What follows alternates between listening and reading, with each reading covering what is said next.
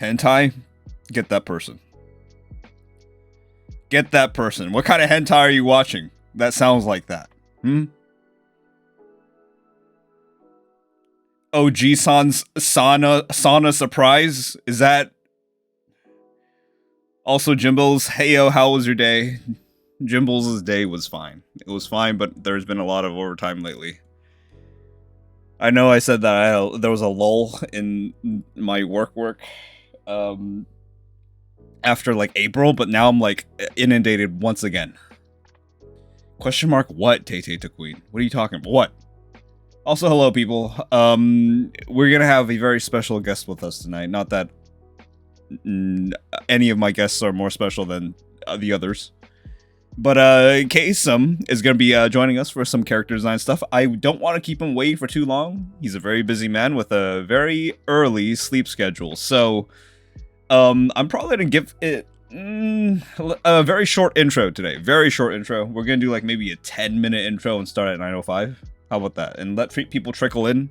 Let some people trickle in so they can actually get the insight that Kaycem has to offer. I don't know if you guys know this, but Kaycem and I have been, I have mentioned this. I've mentioned this on stream, but Kaycem and I have been checking in and keeping each other accountable in our work outside of work. So I feel like Kaycem's kind of I feel like Kaycem's shaking in his boots right now because there are some things I'm not supposed to mention that he's told me. Hee hee hoo hoo.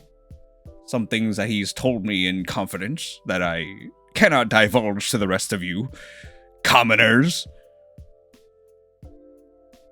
Oh, we go on dates is what he's trying to say. No. Kaycem, I told you not to call them dates. I told you to... That's not what this is.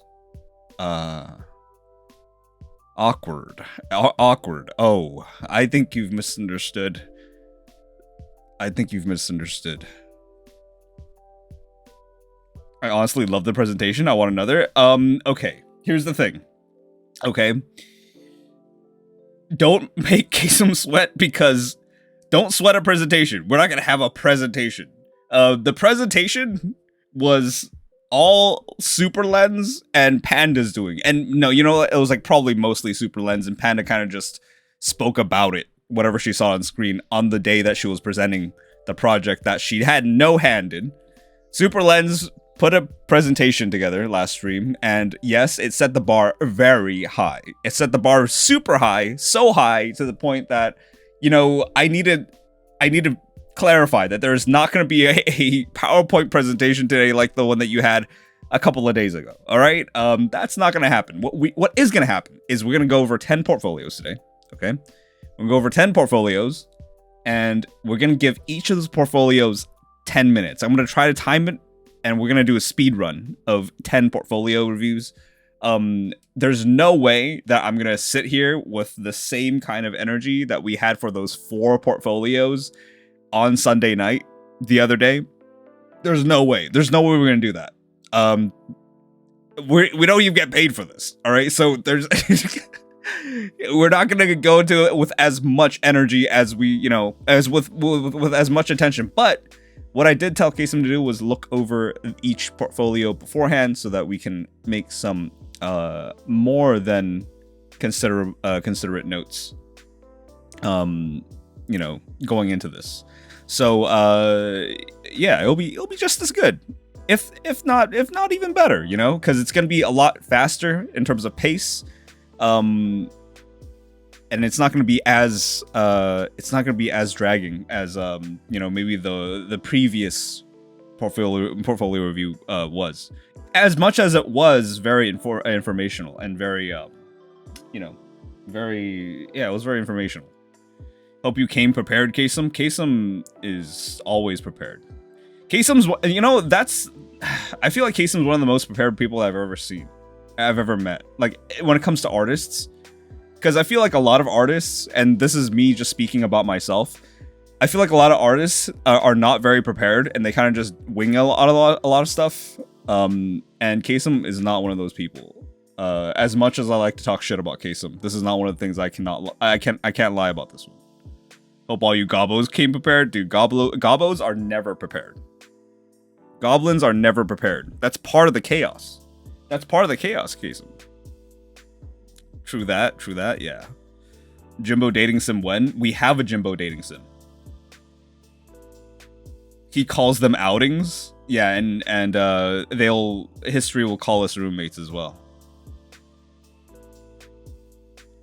Jovi, we had a Jimbo dating sim. You should go play it. It's in the Discord somewhere. Somebody fish it up. What? Yeah. Jovi, you have no idea. How did you miss that, Jovi? Where? Go to the Discord. Somebody throw this game at Jovi. Holy shit. You kidding me? You missed the entire dating sim saga? Do we have an exclamation mark dating sim? We don't have exclamation mark dating sim. We should, though. We should. But are you guys ready for this? Because Kaycem's about to drop some mad knowledge on you. Like Bloodborne. Like, he's gonna tell you what you should do about your portfolio, and then you're gonna peep the eldritch truth, and you're gonna go and write some random letters that seem like inscriptions to another world, and then you're gonna create cool characters after that. Peek into the infinite beyond. We're never ready. You've seen how late we submit on Saturdays. Yeah, you know, you guys submit so late on Saturdays that you submit on Sundays. Sabella Donna, thank you for the raid. Gobos rise. For Sabella Donna and their merry band of troublemakers, raise your tiny buckler shields and daggers and hold. Sabella Donna, thank you so much for coming by. People from Sabella Donna's channel. Hi, my name is Ao Jimbo, and we are going to be going over some portfolios today that were submitted beforehand. 10 of them, to be precise. And we're going to try to get through each of them in 10 minutes. It's kind of crazy. But yeah, Sabella Donna happens to be one of the people that we critiqued on Sunday, just a couple days ago. Amazing website. Really, really nice website with some really cool merch stuff lined up. Sabella Donna, how are you doing today? And yeah, is there anything that you would like to share? If there is anything you'd like to share, please put it in chat. For the rest of you, if you want to share your stuff, put your stuff in the Discord instead. Come by and share your things in Crayon Corner. Smile. Sabella Donna, for the sake of timing, just for today, I'm gonna leave your link unopened just because we're gonna have to bring our guest in very soon. All right, I'm just letting people trickle in right now. We're gonna give it another maybe 3 or 4 minutes, and while we're doing that, drink predictions. Anybody? Today we have mango slushy. We have hot coffee. We have Coke with lemon. And your fourth option, water. Place your bets, people, once the predictions are up. And we're going to go over that very soon. Totally understand. For sure. How was your stream, though? Was so wonderful to be able to get a review. Yeah. You know, I think people really underestimate how difficult it is to actually get the portfolio review of a person that's working in the art field. Because first of all, artists, I don't know if you've noticed, but most artists, they are very introverted from my own experience. Most artists, illustrators, they can be quite introverted and also not like to speak their mind and run their mouths. And even then, you're going to be hard-pressed to find one who is on the more extroverted or expressive side, who is in a position to give you a portfolio review at the time that you're going to need it. So if you signed up for a portfolio review, you know, hats off to you. You took advantage of the opportunity that I gave you on a silver platter, and you seized it. And I know that, you know, it's just not in the cards in terms of timing for some people, and that's completely fine. I'm not saying this is the last portfolio review session that we're ever going to have, but I don't know when I'm gonna be hosting another one of these because it's kind of hard to get people together. I'm not gonna lie, it's kind of hard to get people together. It's very exhausting, and you know, it comes with a little bit of heavy cerebral work that I could be using on my own pieces. Page Flip, thank you for the crit water. We got some crit water from My Pants Are Clean as well. Glob1, thank you for the 13 months. Really appreciate that. And yeah, here's a whip link for chat to check out. Nice. Thank you so much for linking that, Sabelladonna. You're all brave, right? Yeah, it's also, yeah, like, that's why, like, I commend you for, you know, within this month's span, since I revealed this prompt to you, I commend those of you that were able to put a portfolio together and then share it, because it does take a lot of guts. It takes a lot of guts to do that, especially if you don't feel like your work has anything presentable in it, you know, and doing it anyways. That is admirable. So give yourselves a pat on the back if you did so. Cough cough, where am I? Where are you? It is hard choosing art for a portfolio. It is. It's very difficult choosing art for a portfolio, and you know, it's even harder to look at that body of work and think, man, this is lacking. And I'm not talking about your guys' portfolios. I'm speaking from personal experience. Like, whenever I put a portfolio together and I'm like, these are my strongest pieces.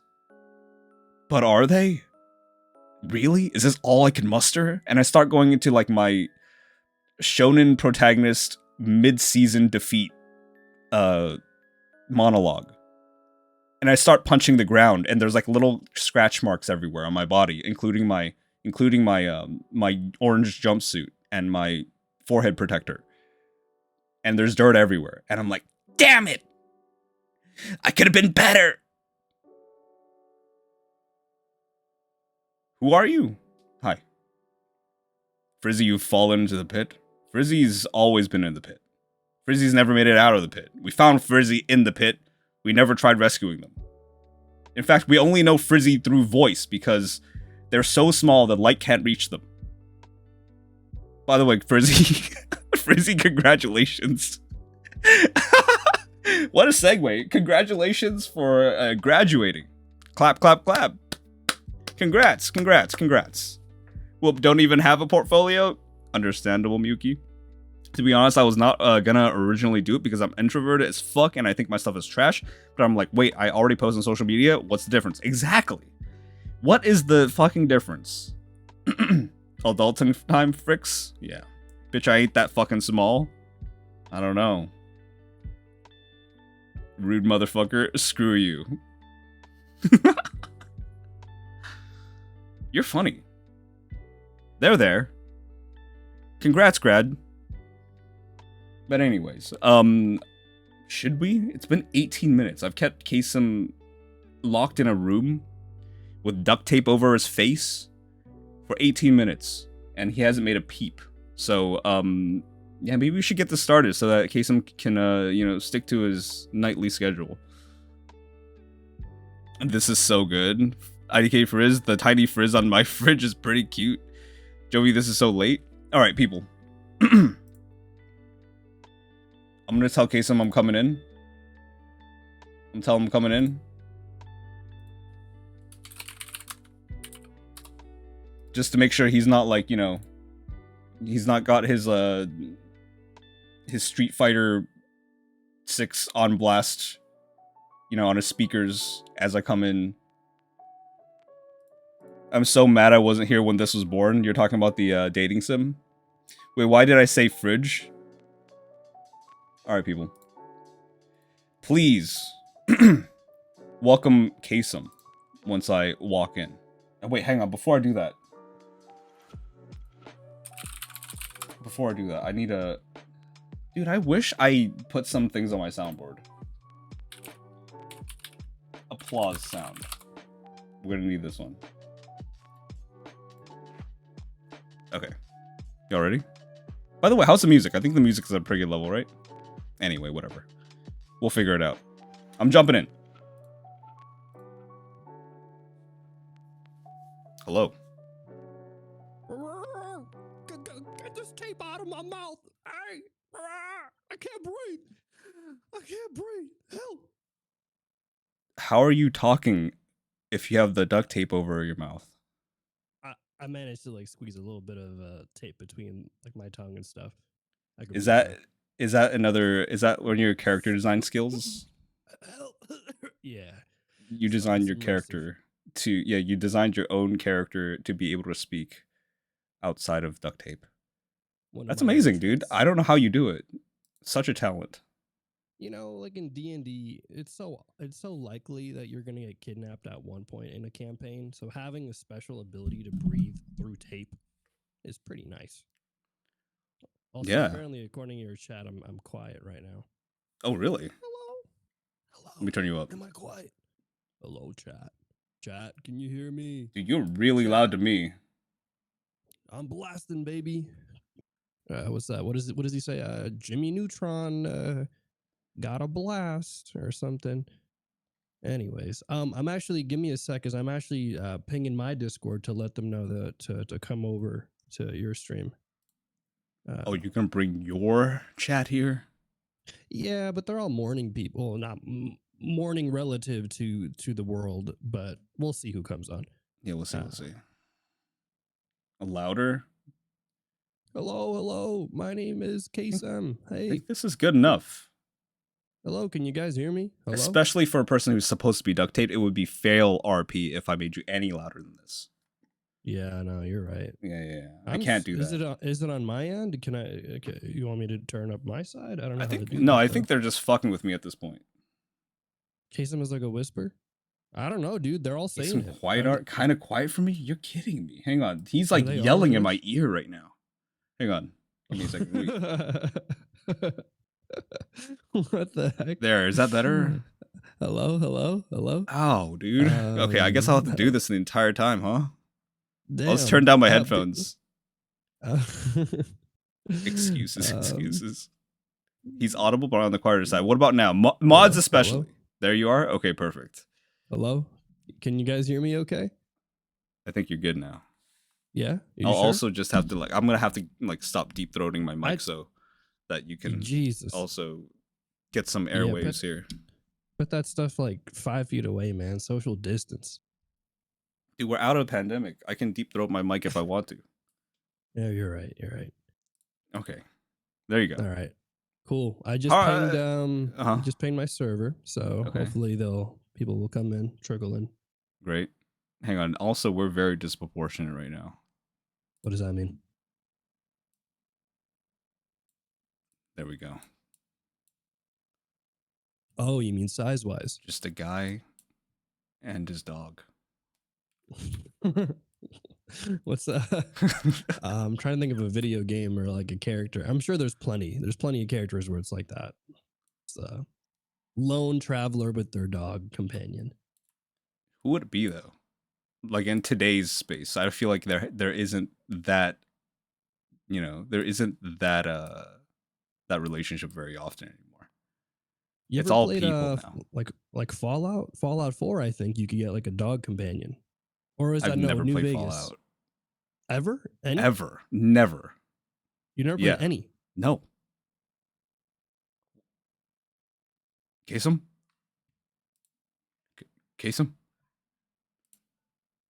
I think we just lost our guest.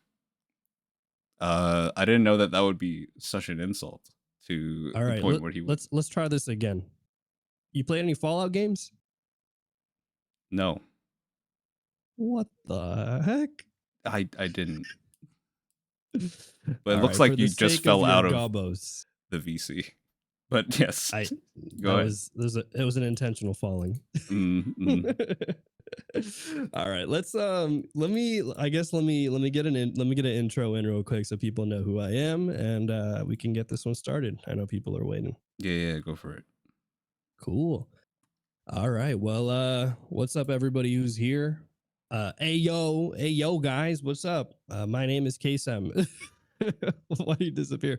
My name is Kaycem, and I am a streamer on Twitch. If you guys didn't know, I stream 8 a.m. PST on here. And let's see, I also work full time in the animation industry currently right now for the studio that made Castlevania, the animated series. I'm working on some cool stuff for Netflix right now as well. And yeah, I don't know. That's about it. I like dogs, I like anime, I like animation, and I love character design. That's a little bit about me. Hello? Where'd Jimbo go? Guess it's just me today. I'm just running the show. I don't hear him. I couldn't find I couldn't find Oh. it. I hit it and I couldn't find it again. Anyways, no, that was a good intro. Yeah, This so is I my think that there's a lot of people, or there are probably people in here that like. Do you want to tell them about like your journey and how you got here? Just very briefly. You don't have to. You don't have to like Oh, tell them your entire life story, but it is very. I think it's good for people all to right. know like Okay. what it took. So. Got it. Okay. So Mm. it all started many years before the 2000s. Some people in your chat probably weren't even born yet. When I arose from the womb in Manila, Philippines. Shout out to my Filipinos in the chat. From there, I watched a lot of cartoons. I moved to the US and couldn't really speak a lot of English. And so cartoons really was my go to. That was just what I would watch every morning. And, I learned a lot of English from watching good old cartoons. Jackie Chan Adventures, for anyone who remembers that series. Amongst many, there are a lot of Saturday morning cartoons that were just classics. Eventually, kind of as I got older and stuff, my parents at first they were like, "Yeah, art is cool. Keep doing your thing, kid. Stay in school." And then eventually they were like, "Oh, you're still doing art? That's a little concerning. You probably should drop that and maybe keep focusing on your studies." But it's kind of hard once you got taste of the art, you have that twitch for the arts, it's hard to step away from it. I know plenty of people who've taken 10-year breaks and come back to doing art because it's just a part of who we are. And so basically I got to high school, wanted to do art as a career, eventually saved up some money to get into art school and took a semester out of school here in California called Pasadena Art Center. Was there for a semester, realized I couldn't afford it, and kind of overall experience parents couldn't really afford it either. And so I figured art wasn't for me. I'm going to drop out. Had a lot of imposter syndrome as well when I was in art school because everyone there was just crazy amazing. And I was just, I don't know, I felt like I was trying to get by, but everyone else was like, I already know my anatomy and I took private lessons and so and I took atelier classes and I'm just like, bro, I watched Feng Zhu on YouTube and Mark Crilly and I read How to Draw Manga from Christopher Hart. Those are my teachers. Shout out to Meanwhile you Chris got Hart, by the dudes. way. Yeah, shout out to Chris That man Hart, writes but there some was amazing books. exactly. And there was some people in my class who like, oh, I have fancy schmancy oil paints and this and that. I'm like, bro, what's going on? And so dropped out of art school, didn't think art was for me as a career. Eventually pivoted to computer science, got a degree in computer science, worked as a software engineer for about 5 years, was incredibly depressed by towards the end of it and kind of scratched my head and I figured, you know what? Maybe art is something I can do as a hobby again for fun because there was a point in time in my life where I did enjoy it, though I would argue a lot of people probably find moments where art is just so frustrating and in some ways can lead to negative emotions. I've been there plenty of times, but I figured art was something that I really wanted to do. Kind of got back into it, started streaming on Twitch. And then, long story short, kept doing that for a bit of time. Realized that art was what I wanted to do full time, long term. So I quit my software engineering job, went on the full grind mode of just studying and prepping and practicing, picking up any small gigs I could get as a freelancer. Those small gigs led to bigger gigs, and then those bigger gigs led to full on contract work. And now I do studio work. So that's kind of that's kind of been my journey from the start to finish, or at least start to present. Yeah, dude. It's a crazy journey cuz I kind of had like a lull too where I didn't do art for the very same reason. And I think a lot of people can find that pretty relatable. So, and I think that not everybody feels like they have the ideal like starting or like the ideal path that they're walking on right now for in terms of art, but it's really where you end up, right? Mm, yeah. And Mm-hmm. in many ways, I don't regret any of the decisions I've made. Like, I think there are times where I used to regret it all the time. I would be like, man, if only I had spent those 5 years doing art instead, I would be so good. But instead, I spent it doing computer science. Like, look at me, you know. And I would like always like harp on this fact that everyone else was getting better. Meanwhile, I didn't draw at all. But I'd be like, you know, I used to draw. That type of mentality. But now I look back at it and I'm like, dude, if it wasn't for me studying computer science and eventually working as an engineer, I would have never realized how much I truly did want to do art. And also, I learned a lot of valuable skills like discipline. I learned a lot about time management, about analytical thinking, which transferred over pretty well actually to the stuff I do now and what we're going to talk about today, which is character design. So you know, don't take your life experiences for granted, I guess.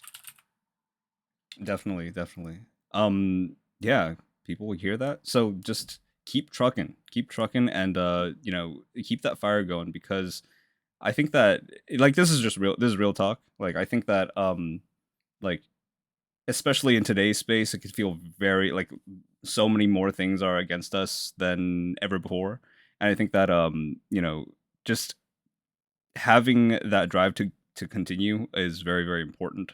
And not only that, but like funneling it into the right uh, guidance and the right mindset, and under you know people like you, Kasem, who are more educational and also you know do it for free pretty much on Twitch. I think that those are good paths to take if you want to make art your career, or maybe even just a you know if you just want to get good at it as a hobby. I think that that's super important. Which is why I think that Yeah. you're a great guest, and which is why you know I think that you guys should also go check out Kasem on his Twitch. He's currently on hiatus because he's in a training arc of I sorts. still stream Saturdays, so I'm Yeah, there weekly on Saturdays now, but definitely not what I was doing like last month, which was 4 times a week. dude, even 4 times a week is hard. I know I was streaming like 15 hours a week, and it was wild doing full time studio work. It was kind of wild. It always baffled me how you're able to do that. Like during the I don't know during like what seems to be work hours as well, but you know it's very impressive. Um, it's certainly indicative of a very very driven individual. Um, Hey, Kasem's also got a YouTube channel, so you should check out the YouTube channel as well. If any of the mods could dig that up, that would be amazing, and then if we can link that as well. Um, yeah, because Kasem's trying to yeah, get that popping as well. Lots of cool it is popping. tutorials and long form VOD likes. Yes, yes. Also, let me can I type a link in the chat? Is that Yeah, cool go or for it. do I Yeah, need mod? Okay, cool. no, yeah, yeah. Um, let me link also my portfolio since I feel like we're talking about portfolios today. So Mhm. just for people who want to see mine as a relative comparison, you know, it's public, so anyone can look at it. All the work Perfect. on there is about a little over about a year old or more for the most part, but still relevant, I think, to today's conversation. Mhm. Yeah, let me pull that up. Actually, you wanna do you wanna go over that like just super quickly, maybe in 3 minutes?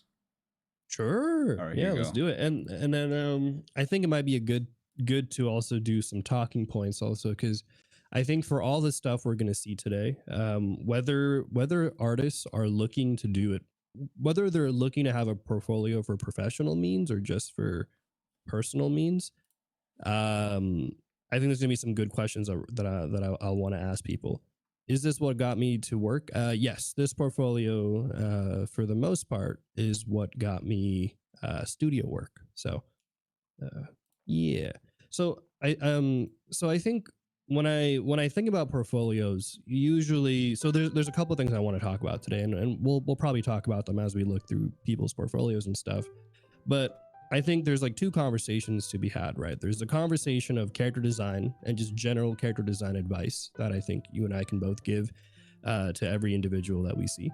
And then there's like general, like portfolio specific advice, because I think those are like two separate things, right? Like character design is character design, portfolio stuff is just like one means of how you might present your work, whether that's portfolios, ArtStation, your Instagram, etc.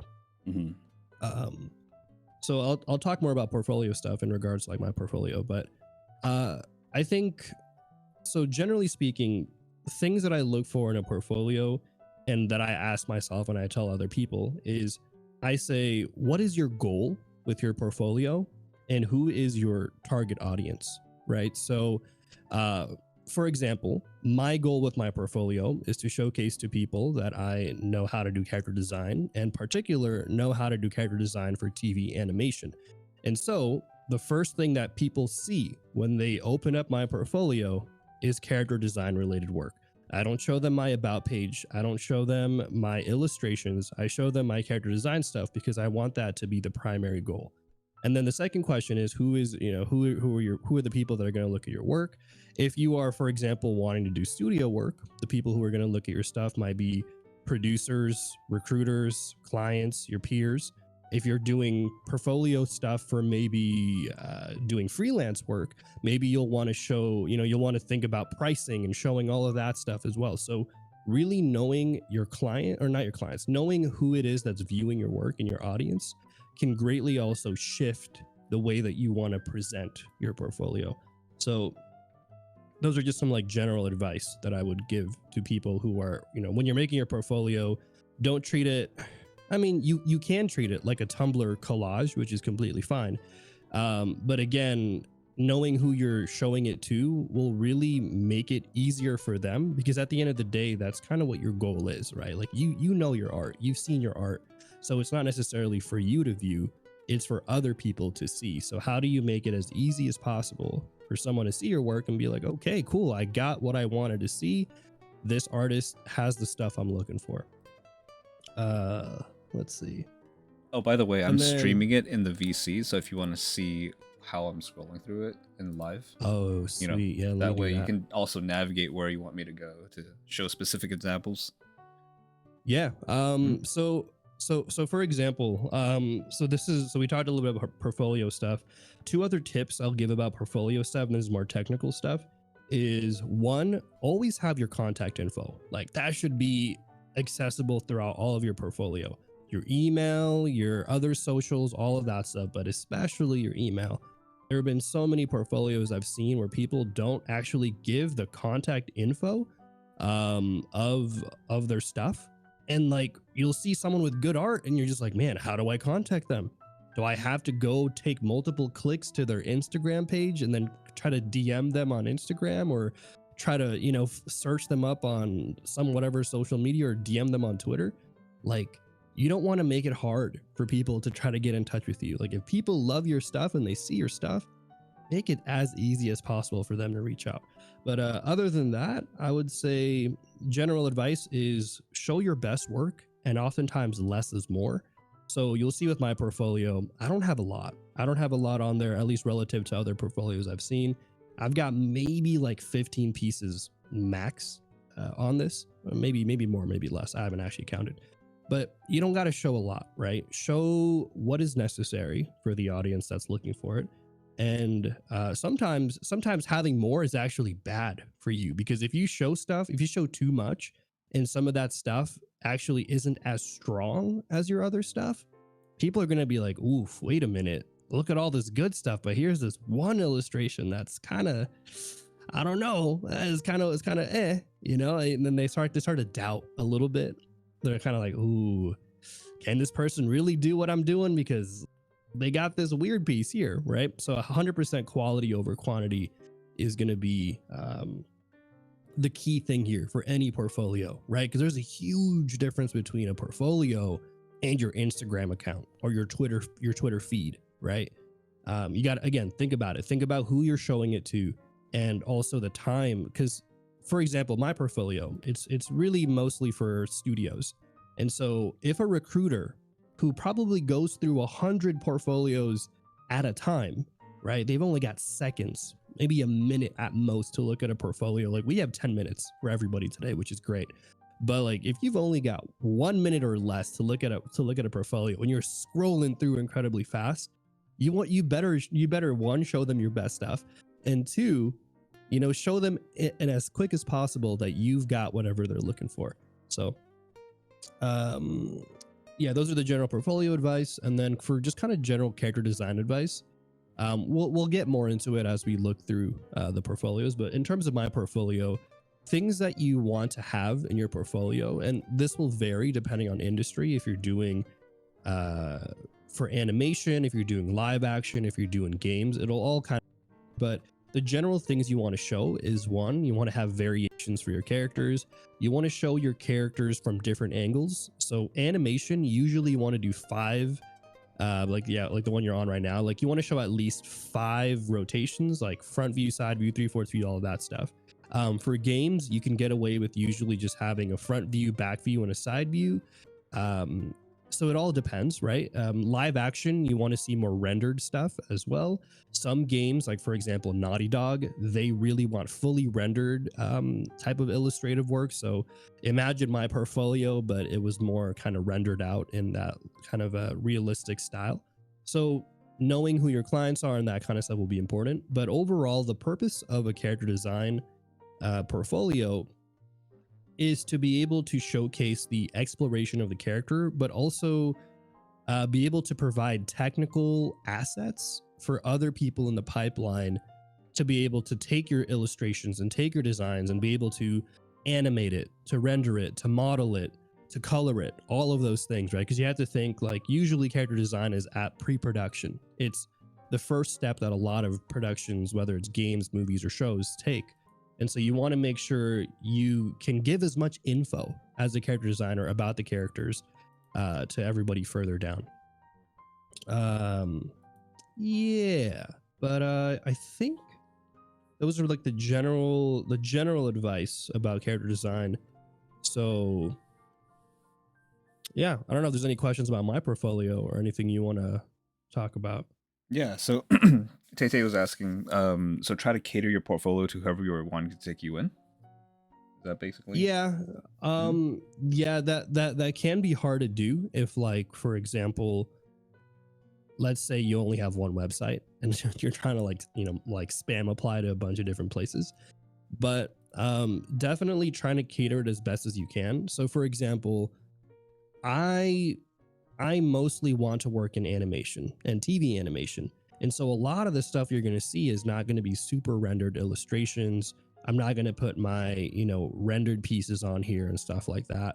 I'm not going to put my League of Legends splash arts on here because that's not what TV animation is looking for. They're looking for a kind of a flatter style, right? Maybe more shape design, that kind of stuff.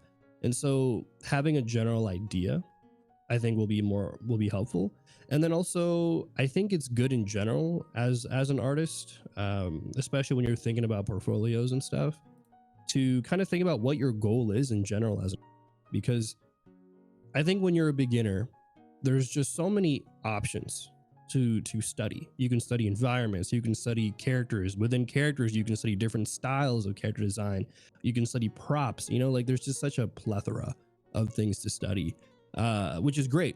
But if you're trying to get a job, people, it depends. There are going to be some cases where people will look for generalists and stuff, but usually that's going to be for higher roles.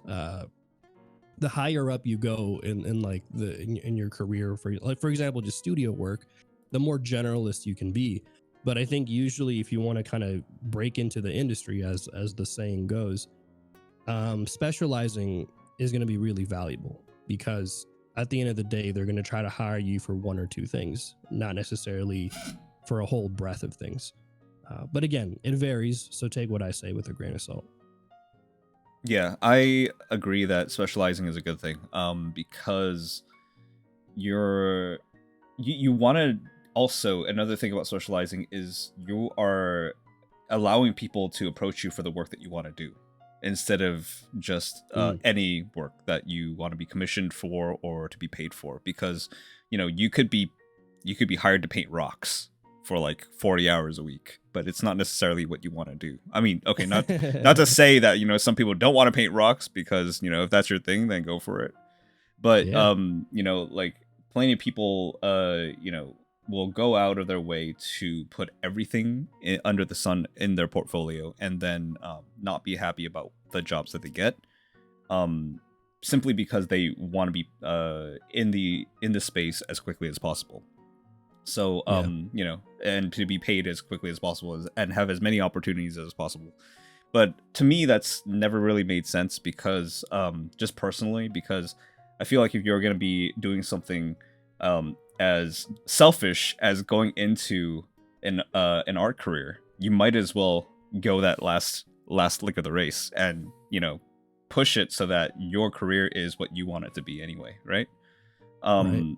So yeah, there's that. I mean, there's nothing wrong with also having a specialized portfolio and a generalist portfolio. So I've seen people have both. So people will have something that's, you know, say for example, they want to do illustrations, and they'll just have an illustration portfolio. But on another website or another link, they'll have all of their work. So they'll have, like, you know, their character designs. They can do storyboarding. They can do sketch work. They can do, you know, concept art.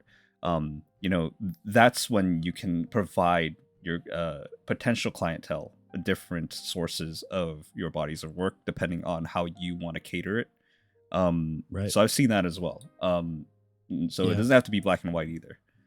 And like also, you know, the thing too is like in general, if you're gonna do art, and art is something that you genuinely care about, you're gonna be doing it for a long time. And so you've got plenty of runway to learn and grow and develop skills. And so just because you start out doing environments doesn't mean you're going to be doing environments your whole career. You know, Exactly. you'll have pretty transitions. And I'll link an example in chat of one of my favorite artists in their portfolio, Dave Raposa. If you take a look at his portfolio, for example, he's been in the industry so long that his portfolio is so diverse. He's got stuff from like comic graphic designs to fully rendered images to stuff that he did for MTG, stuff he did for Marvel.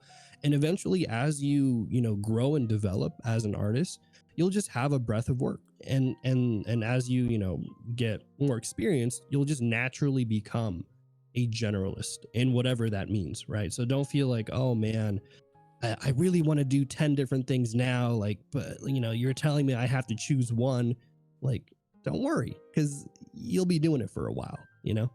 Yeah, and it's really funny because I saw symptoms of this very thing. It's like a little microcosm of this when I posted the list of guests we're gonna have, and people were freaking out of like, oh, which one should I sign up for? I don't know which one to sign up for, you know, because like it's all under different disciplines, and it's almost as if, you know, you're making a choice, almost like choosing a college major, right?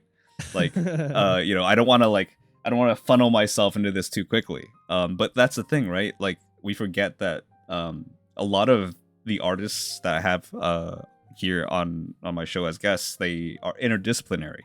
So hmm not only are they interdisciplinary, but also choosing one of these artists does not mean that you're going down that life path automatically.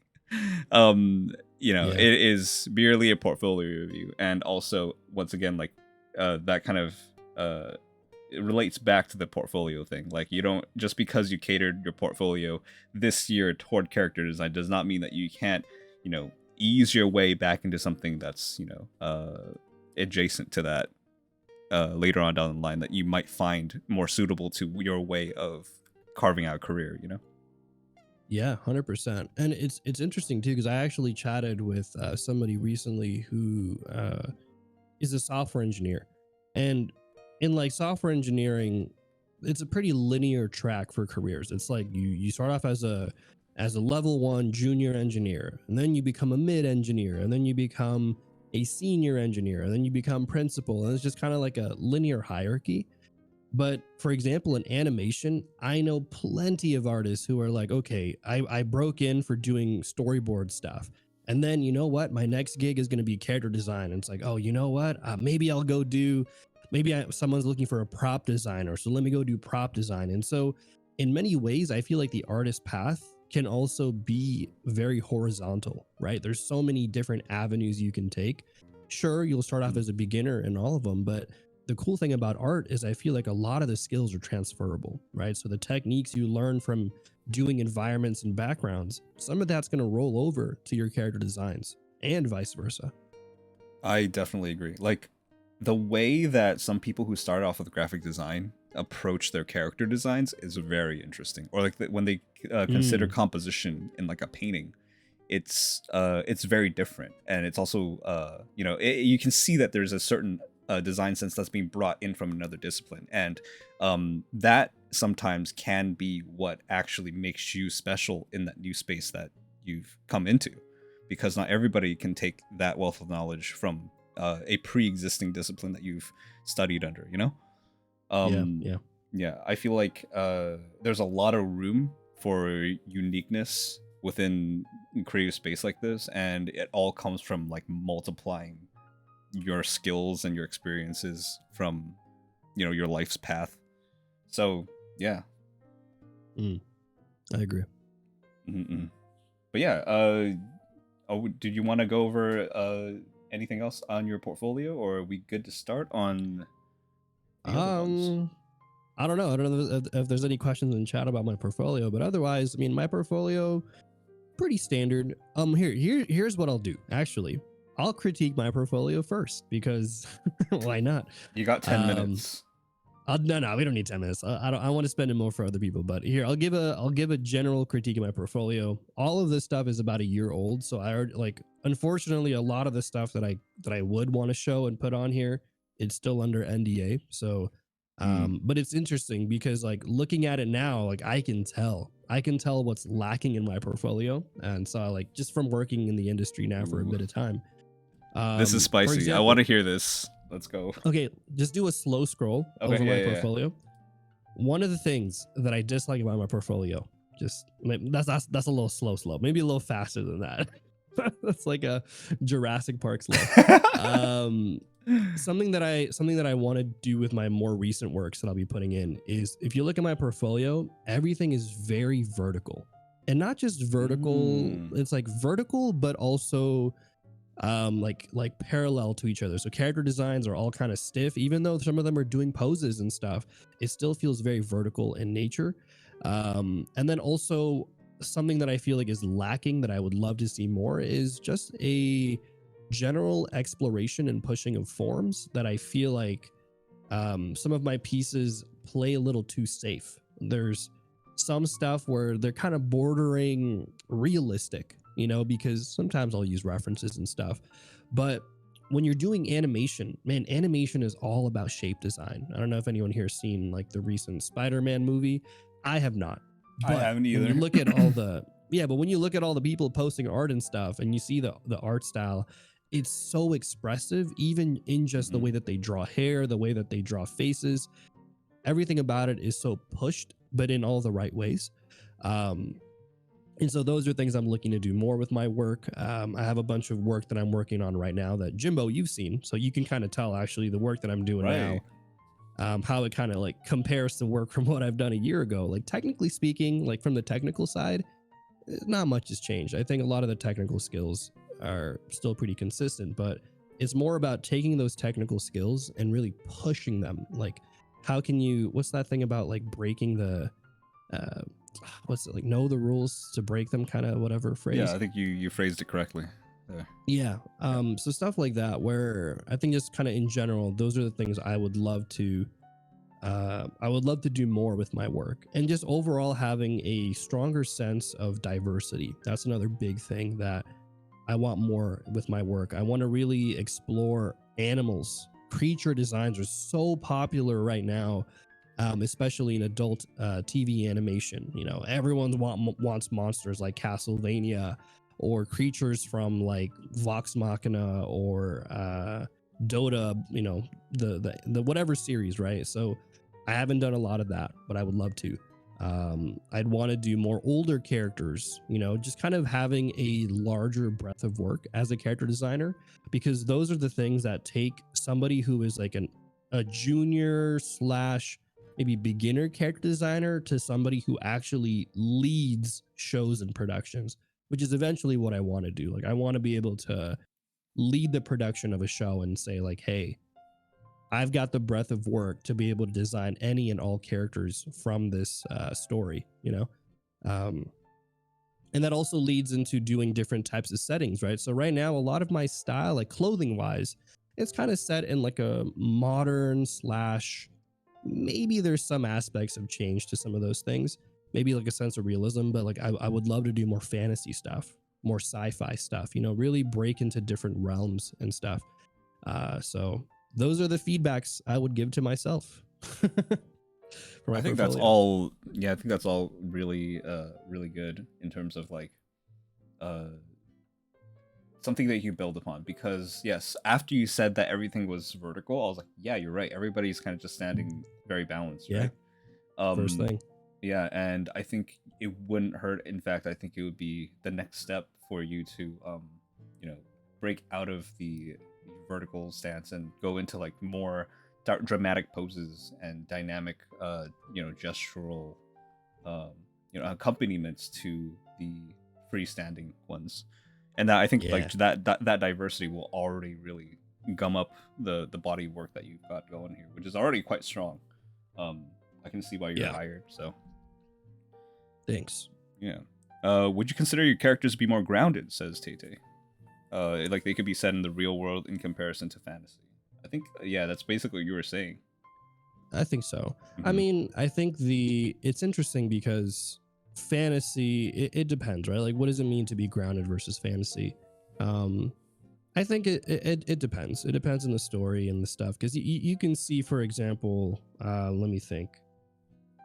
I'm trying to think of like stories that I like. For example, any isekai is kind of like that genre, right? Where you have like a character from the modern world who dresses modernly, and then they get dumped into some fantasy realm. So like I think it's a combination of the story and stuff. But when I think fantasy, I'm also thinking like just coming up with designs and elements that you wouldn't see in the everyday, right? Like if you take a look at sci-fi designs, oftentimes there's a lot of crazy mechanisms or gears or just kind of overall maybe like future projection stuff, but it's not stuff that you would see walking around. And so in that sense, I would say yeah, my stuff is maybe a little bit more grounded.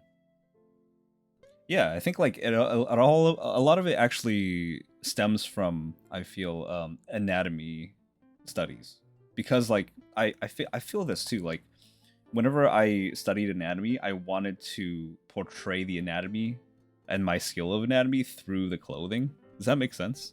Like it's Yeah. almost like you're too like the body is a temple, but like you're like really putting it on a pedestal. You know what I'm talking about? And like you're trying to like draw as little clothing as possible that like breaks that silhouette because you want people to know that you have that skill.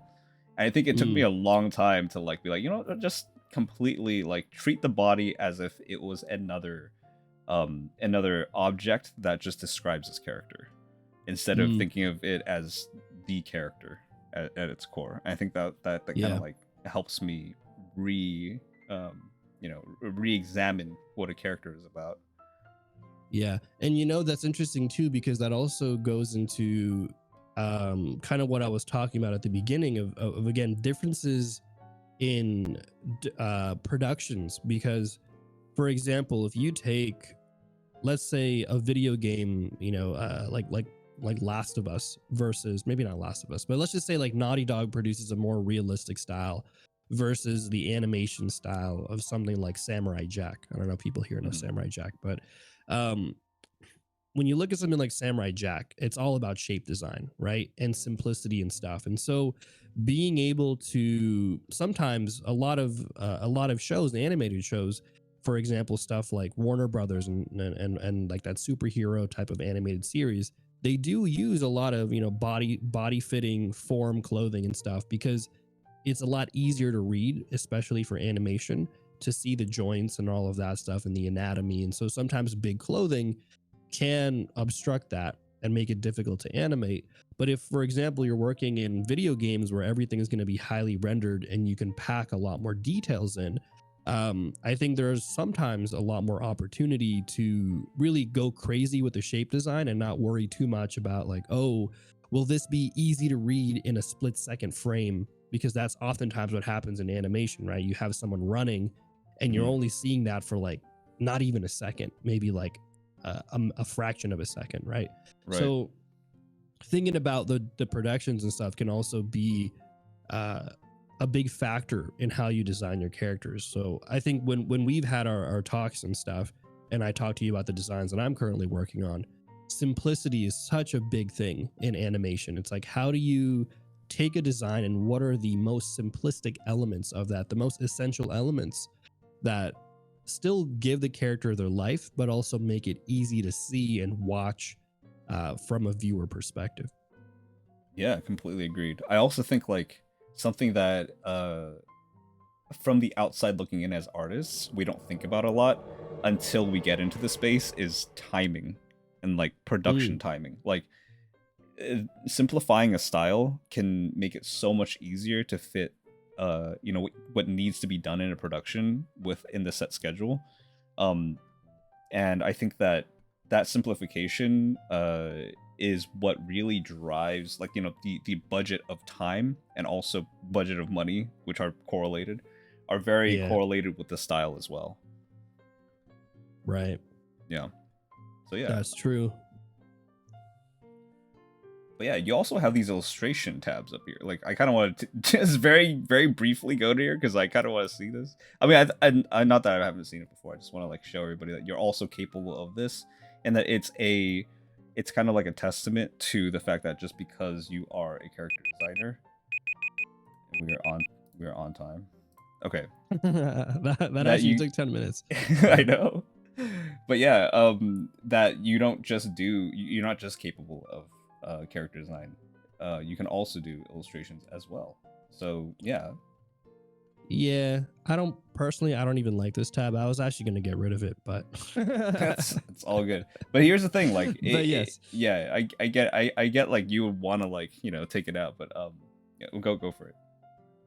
Oh no, I was just gonna say, again, goes to the whole less is more thing, but I think some of these, I mean, all of these works here, I think they're decent works, but they're also a little, they're a little old. That's the only thing, is I feel like they're not reflective of my current skill sets. Like some of these are like from 2021, so not even a year old, maybe 2 years old. And so I try to keep my things tidy and clean to really showcase like, hey, this is what I can do now, which is very different from what I could do 2 years ago. Though I think to some people's points in the chat, you know, I think it does show an element of my personal choices and stuff, which I do like. And so it's kind of conflicting. Like I like to have parts of it, but I would love to update it so that it's it doesn't end up being a weak link in my portfolio where someone who sees my first tab and they're like, oh, this is some good stuff, and then they click on this and they're like, wait a minute, you know what I'm saying?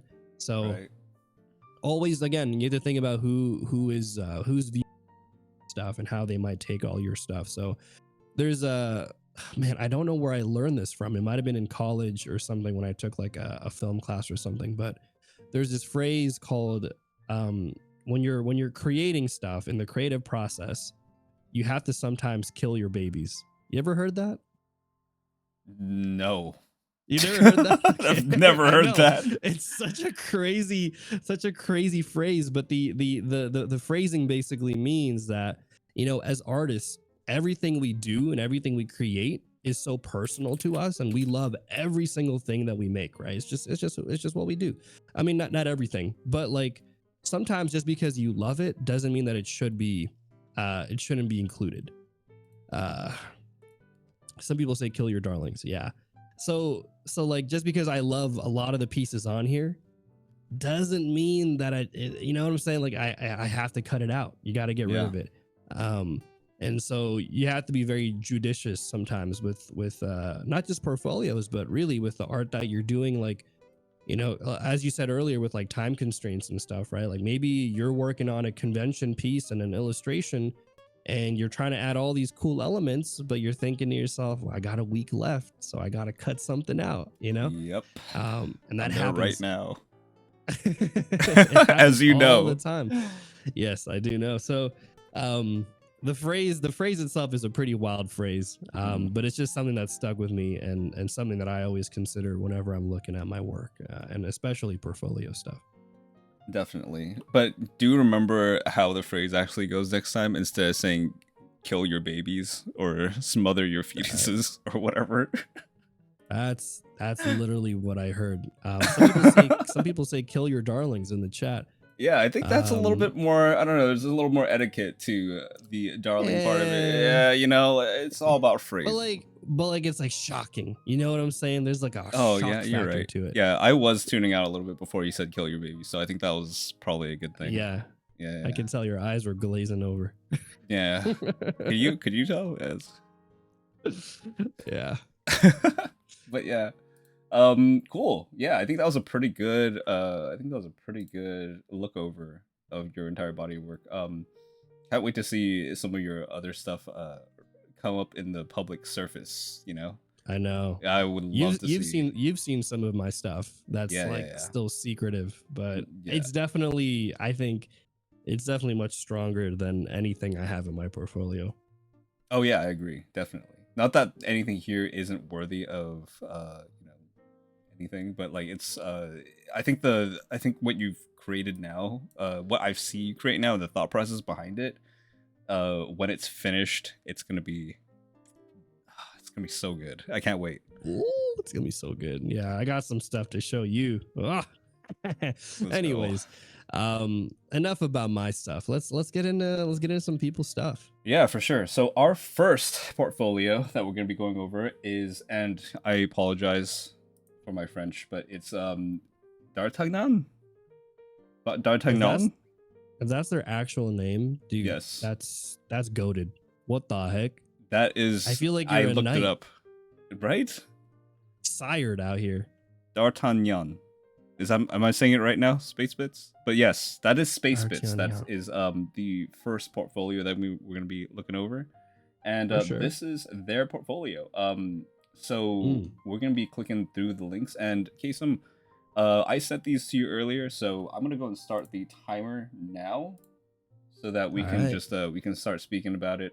Let's start Just cooking. direct me to what you want me to, or what you want us to see.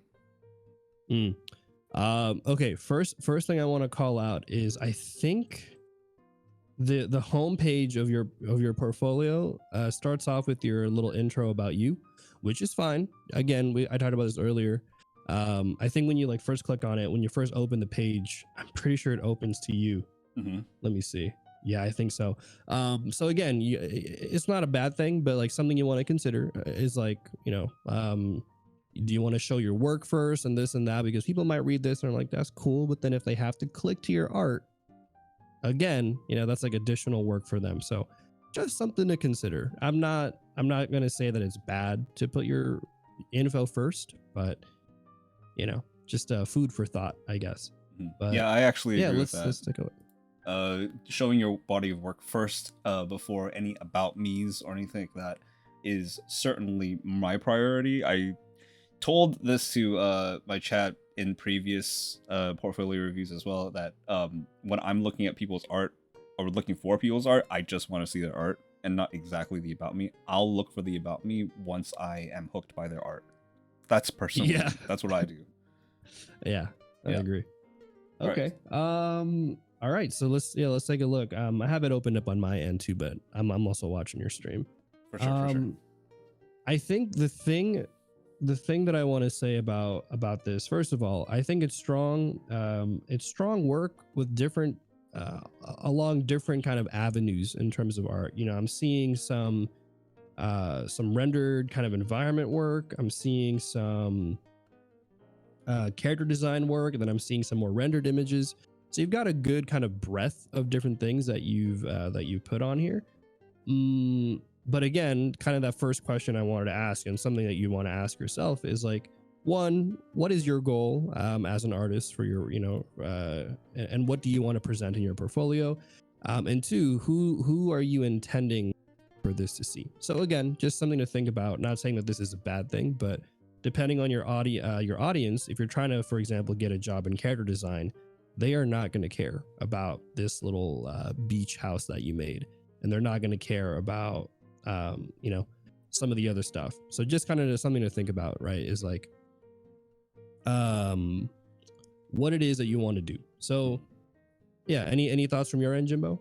Yeah, actually, just to kind of build off of what you're saying, we do know, Space Bits, that clicking into these images will lead us to other links. But the problem is, you want to be very specific about how you want to present yourself. What do you want to do? Again, if you want to cater it to character design, you don't want us to have to see your character design as something that is as equal to this this little house that you've created, or any of the other the studies that you've created, or the personal work.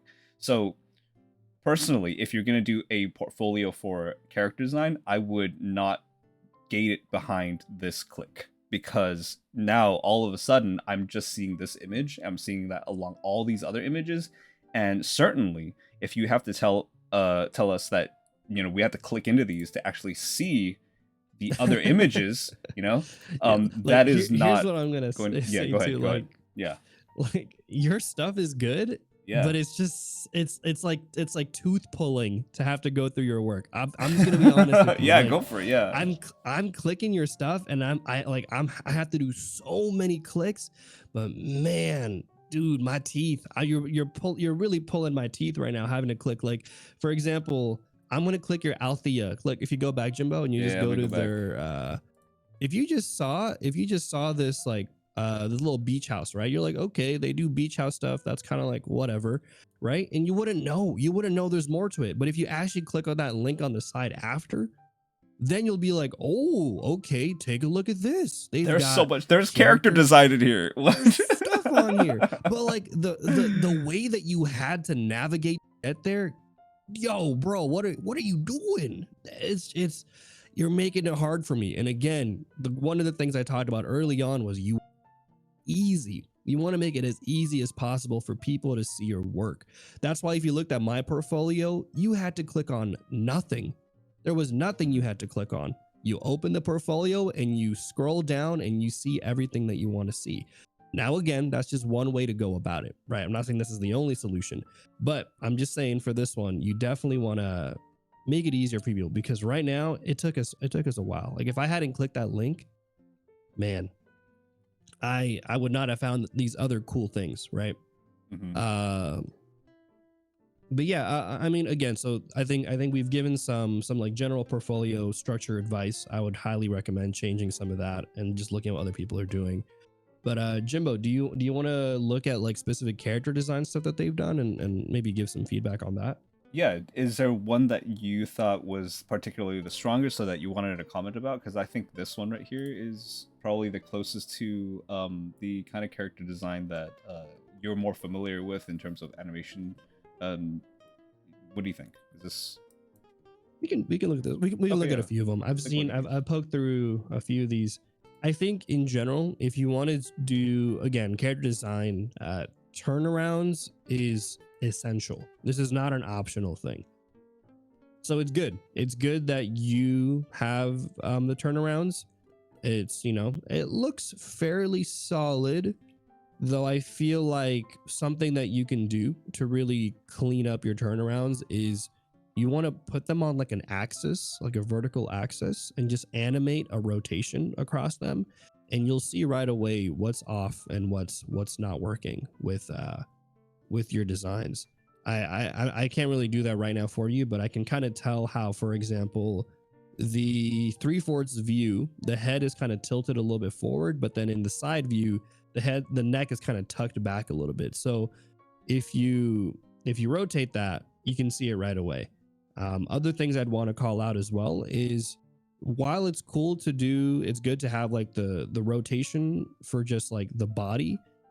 Oftentimes your character is not going to be naked all the time, right? They're going to have like the clothing and stuff. So you'll want to do the rotation as well with the clothing, because right now we only see the front view, right? So you'll definitely want to do that. So if it's a whip right now, good, that's great. That means that you can build off of it. But I would definitely make sure you have the clothing on there. The hair little breakdown thing on the right, that's kind of interesting. I haven't seen anything like that in a portfolio, but it does remind me of something I've seen from like TB Choi. Kind of like that hair breakdown approach.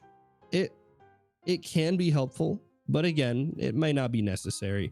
But I think it's cool. I'm not sure if I would personally add that, but yeah. And then let's see. I think if you scroll down, I don't know. Oh, you clicked on it, right? Yeah. Scroll down here. I don't think there's Clothing. anything other. Yeah, the clothing variation thing on the left, that's pretty cool too. I think that's another kind of cool thing and common thing you'll see in a lot of productions, especially in animation. So characters, if you're not, just drawing Naruto and they only wear an orange jumpsuit, more often than not, character variations and clothings and different sceneries is going to be a common thing you'll have to do as a designer. So seeing stuff like that and just playing around with the variations, I think is super cool. So I like that. If anything, I would actually say the strongest piece that I saw that really caught my eye was actually that Ubisoft one for was it Persephone? So if you go back to their main stuff,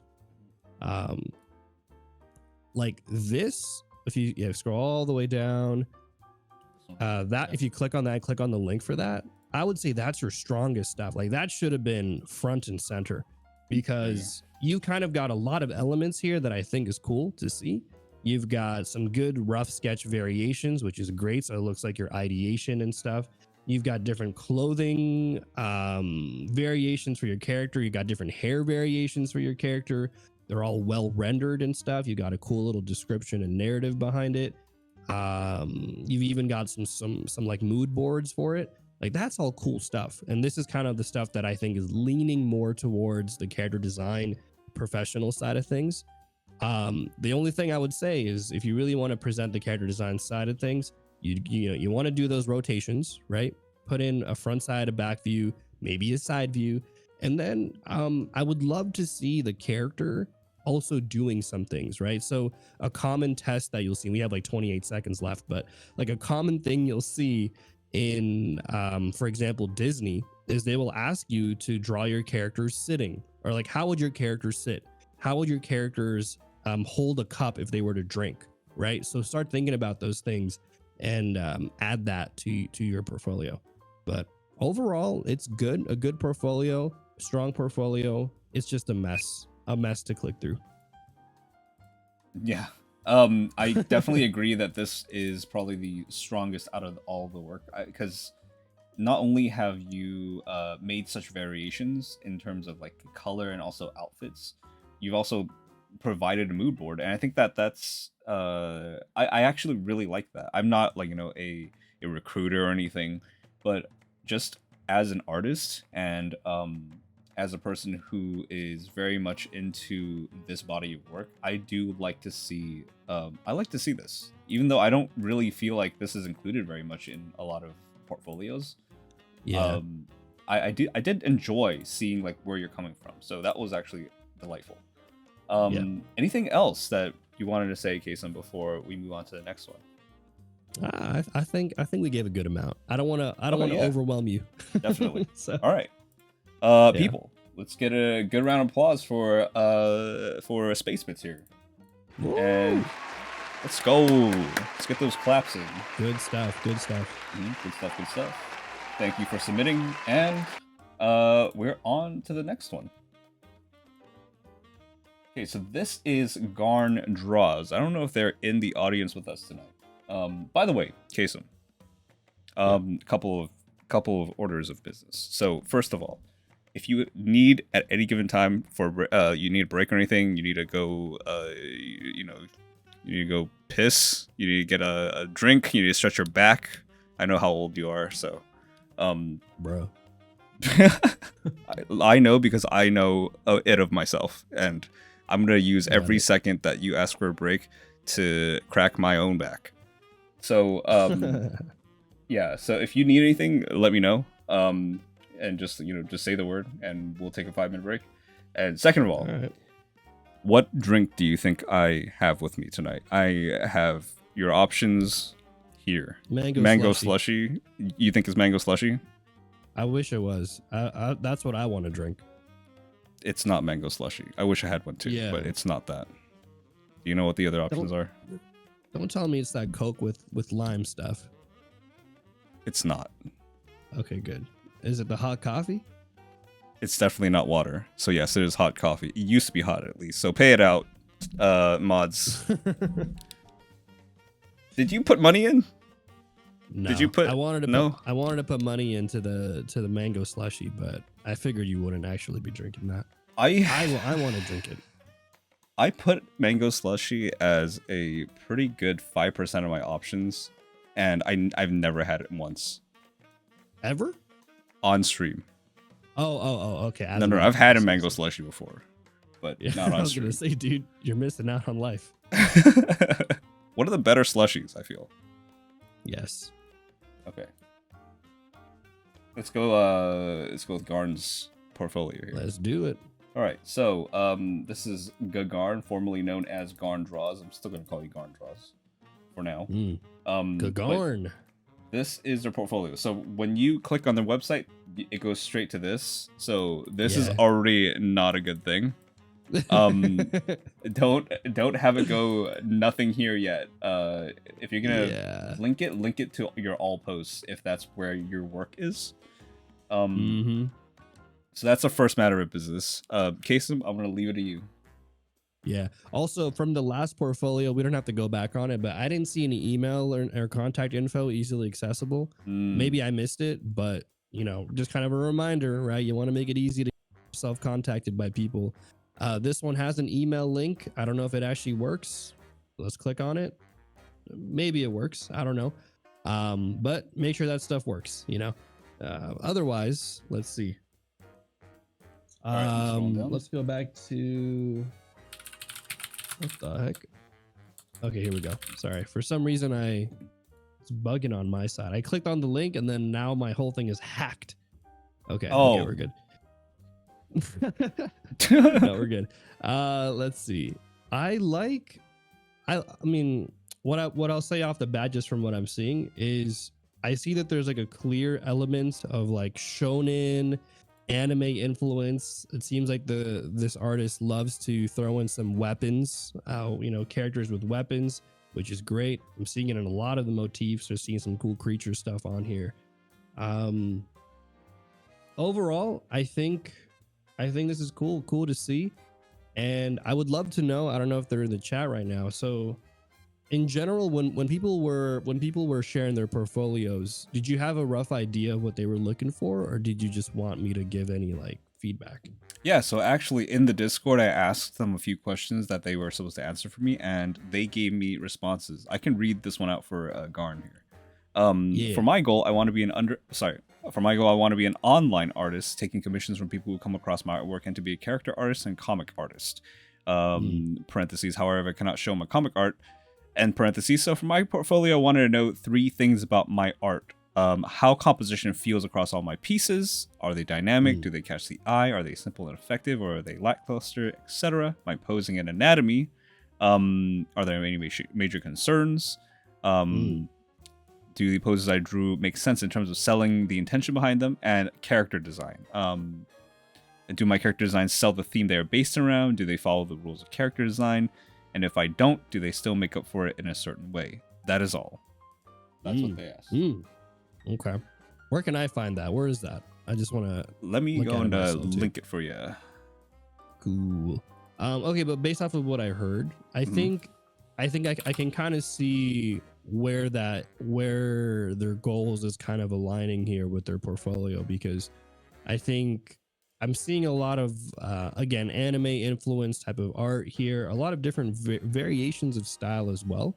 And I think for anyone who's trying to get into doing commission work or that kind of stuff, maybe it's comic work and stuff, I can definitely see that being a good factor, a good thing to kind of step towards. So let me see here, just double checking. Character artist online. Online artists taking commissions, right? So if you're an artist that wants to take commissions, usually artists or people who do commissions and stuff, they'll want to commission either stuff for their own personal projects, or maybe they like fan art and stuff. So I think you're already in that direction of showcasing some fan art related works, which I think is cool. Something that I will note, and let me just double check if this is an occurring thing here, but it looks to me like let's see. Okay, you got in some. I was gonna say that it looks to me like a lot of your pieces they're kind of cropped, and like there's only like maybe two illustrations here where I actually really see the legs. Um, okay, a few of the monster ones have it, but I don't know. I feel like with the monster one, you have like the all black, so you can kind of get away with drawing legs here. But some of the other stuff here, I'm seeing like maybe you want to put some legs on some of these, not all of them, but like that one right there, the one that you're showing, Hmm. that's like one of my favorites. Same. I feel like it's got good dynamic energy. You've got a full body pose that you could easily crop to just a portrait. You can crop to a bust, or you can do a full body, which oftentimes is how a lot of people do their commissioning, right? They'll say, "Hey, I'll charge you for a portrait or a half body or a full body." So something like this is great. I think the composition is solid, the presentation is great, and if I see stuff like this, I'm like, "All right, and this is cool." Um, so I'd love to see more stuff like that. Like in general, just having a good variety of works that is, you know, either portraits, torsos, or maybe full body. Right now, that's I've only seen really that one, and then maybe there's like that one with like the characters jumping, you know. This one here, So yeah. so a little bit more of that. I think you have a lot of different variations in style, which is not necessarily a bad thing, especially if you're trying to go for the route of you know, being able to do commission work for different type of styles. But again, something to keep in mind is who is your audience, who are you trying to showcase your stuff for. And oftentimes on my streams, I get a lot of people who come in and have questions about like, oh, Kaycem, how do you, you know, how do you get commission work? How do you get people to come to actually want to pay for your services? And oftentimes what I tell them, and the advice I'll give to Garn here, is sometimes if your stuff is too spread out, you might not be able to really target people that you want to target because you kind of are spreading yourself thin. And I True. usually tell people, like, for example, if you're really into doing anime style fan art, really step into that and start cooking up some stuff for you got Berserk stuff here. Maybe you've got some like My Hero-esque type of characters. And then from there, try to reach out to those fan bases. You know, you've got some, this is super dope. I wish I knew where this is from. Maybe I do. It looks so I think this familiar. is a Vampire Hunter D. Okay, I was gonna say that it's giving me Vampire Hunter D, but I wasn't Yeah. too sure. Um, it's been a while, but you know, like really dive into those things, explore those things, and then from there reach out to those communities. Because right now I'm looking at your breadth of work, and like it's hard for me to say like, oh, you know, like maybe I'm into this vampire hunter stuff, and I'm like, maybe I want them to do more stuff like this, but I don't know if it's going to be good because this is the only image you've shown me, right? Same thing with the Berserk stuff. I might be a huge Berserk fan, but I only see this one drawing here, so I don't know, like, you know, man, can they do other Berserk stuff? Because I would want to commission. So really kind of thinking about that, and kind of focusing, not necessarily limiting, but focusing your stuff to a couple things, and then from there having that be maybe where you start off and getting more clients. What are your thoughts, Jimbo? Because I know you've done, you know, you do commission work, right? And you do a lot of online based work. Yeah, I do a lot of online based work. Not so much commission work in the traditional sense. Mm, I was taking some I was doing some freelance for a game studio a while back. right. But I think that it definitely helps to nail down a particular niche because that also helps inform your style eventually. So for me, it's Souls, right? Souls games. I feel like they all have a very certain aesthetic, and because I kind of extrapolate that kind of mood and try to use that and apply that to my art, it eventually across pieces becomes a consistent visual element that people would like to see when they approach me for commissions, which I'm not really open for. But at the same time, it still speaks to the point of it, when you're consistent about your work and you allow what drives you to permeate it. That's what creates your style, and that's what creates consistency, so that you can allow your clientele to understand what it is they're paying for in the end. Um, So like this stuff, like your Vampire Hunter D, like I think these are good call outs, Kaysen, because this is definitely these are two properties, these are two IPs where you can definitely extrapolate a certain aesthetic from, or a certain mood from, that will certainly help people who are trying to hire you understand what it is you're capable of and what it is that you're going to create when they hire you for something. Mm-hmm. And that's why I also kept clicking back to this down here too. So there's like this dark fantasy element in this one, and up here this is more traditional fantasy. Almost seems like something Frazetta-esque, right? In its Yes. presentation, even in the line work, and the gesture and all that, very whimsical, but in a very like that 80s way, right? Mm-hmm. Yeah, and it all speaks to this certain visual vernacular, like this visual library of like, oh, I can kind of start to see and piece together how I could imagine my work to look like if I were to commission you or if I were to hire you. So stuff Yeah. like that is very good to think about when you're picking out portfolio pieces. And then there are certain other pieces on here that I feel like could be a completely different portfolio. For example, like these, Mm-hmm. like this. Okay, this up here also applies to this, but it's this kind of aesthetic. I know we're out Yeah. of time, but it's this aesthetic where you got like these partnered warriors here, right? This up here as well, and then these two are kind of part of another aesthetic. So understanding how to group these things in your mind and like seeing it from almost like a third person perspective and going in, looking at it Mm-hmm. as these are separate parts of my personality, these are separate parts of what I'm capable of as an artist that can cater to different demographics, is something to think about when you create a portfolio. Yeah. Yeah, I agree. But yeah, I think that's all the time we have for Garden. If you have any closing statements.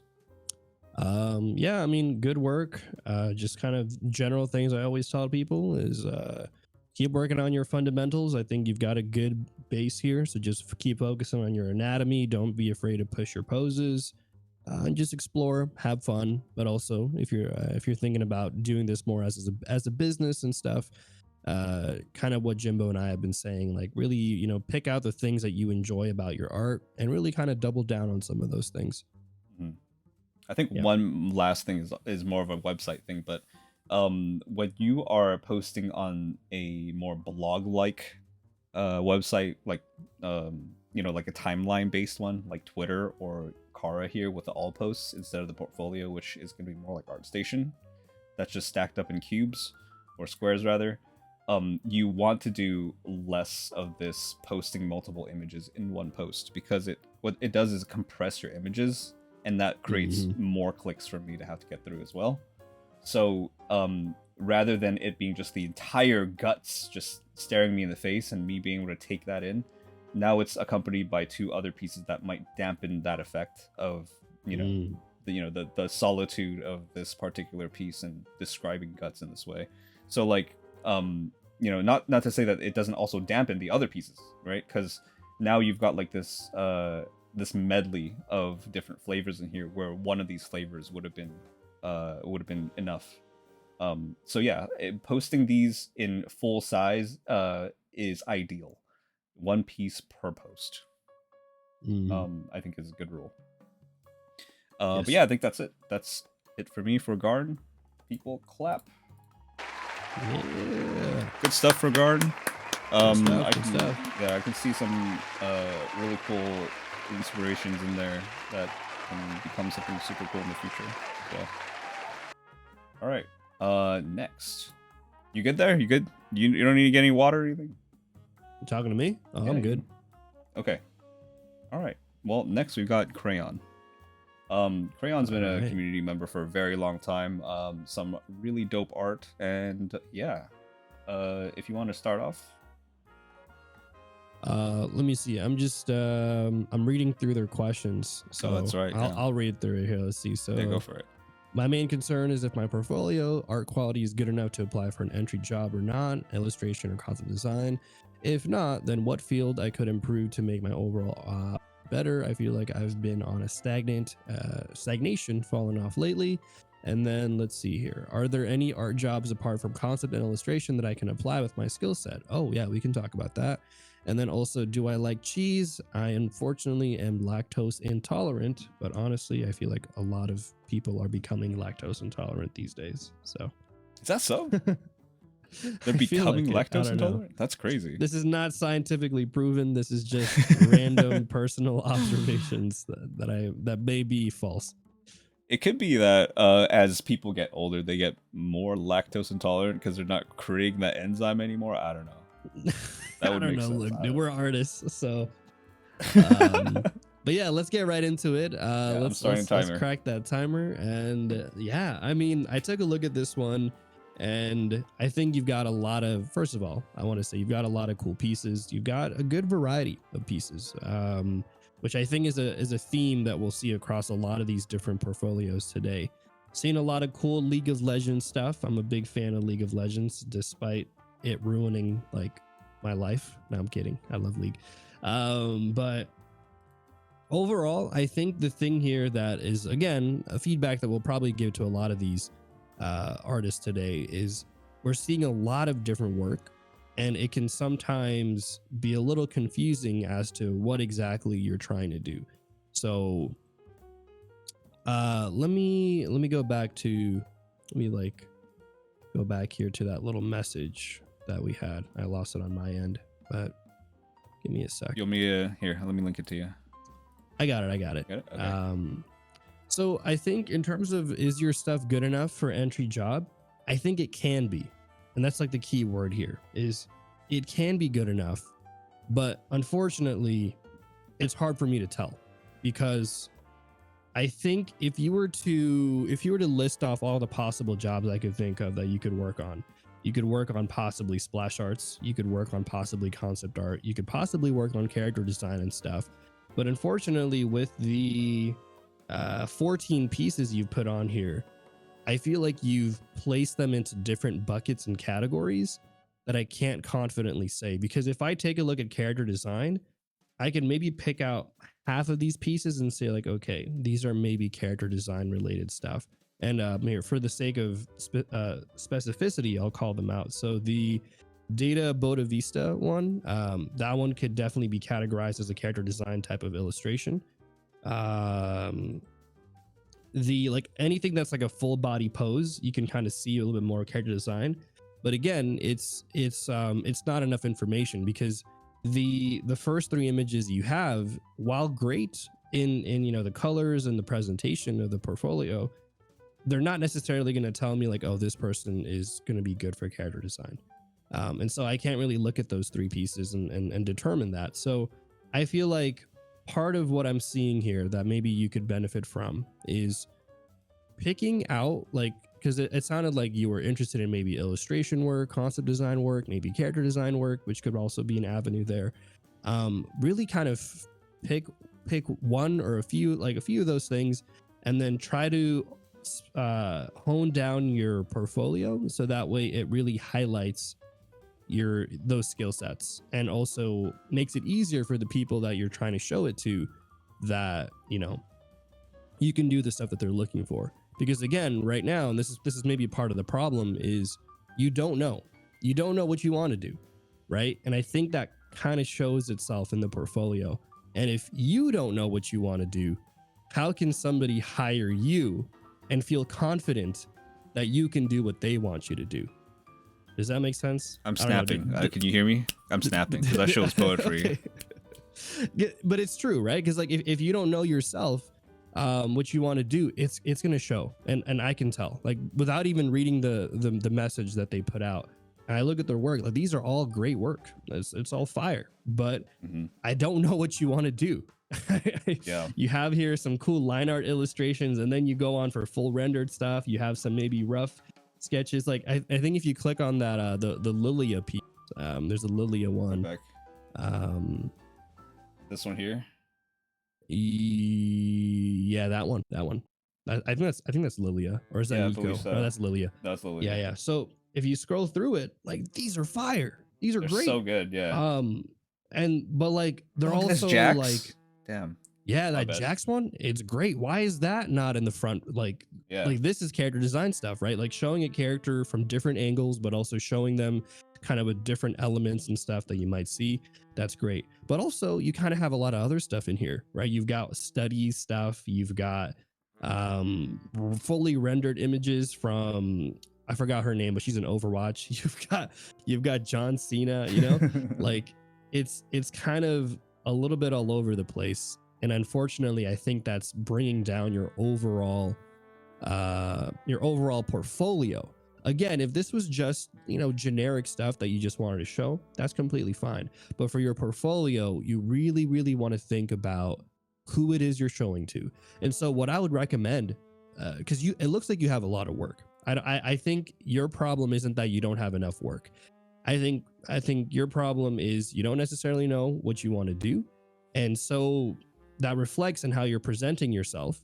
And I would take all of your images, categorize them in whatever ways that you feel like is appropriate, and then repost these things in your portfolio section. So that way, when I click on an image, like let's say your Lilia one that we just looked at, I want to see mostly stuff that's similar to that, right? I want to see line art based stuff, seeing some variations of poses, which you've done, right? Some concept thumbnails, all of that stuff. But I don't want to see, like, again, this is that phrase that we talked about earlier, kill your babies, which is not the best phrase, but Shit. I'm seeing like John Cena, and now I'm just wondering why John Cena's in here. You know, I'm just like, I'm Yeah, focused this more on baby John definitely Cena. needs to be killed.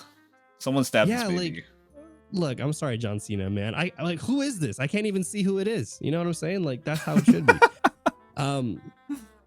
So that's kind of what I'm trying to get at here is like, it's a little bit all over, and unfortunately,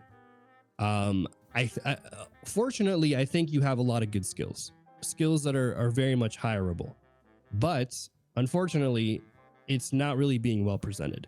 And so I would love for you to take a look at your work, pick out your strongest ones, categorize them, and then restructure your portfolio. And if you do that, I feel like you will have, I think you'll do all right.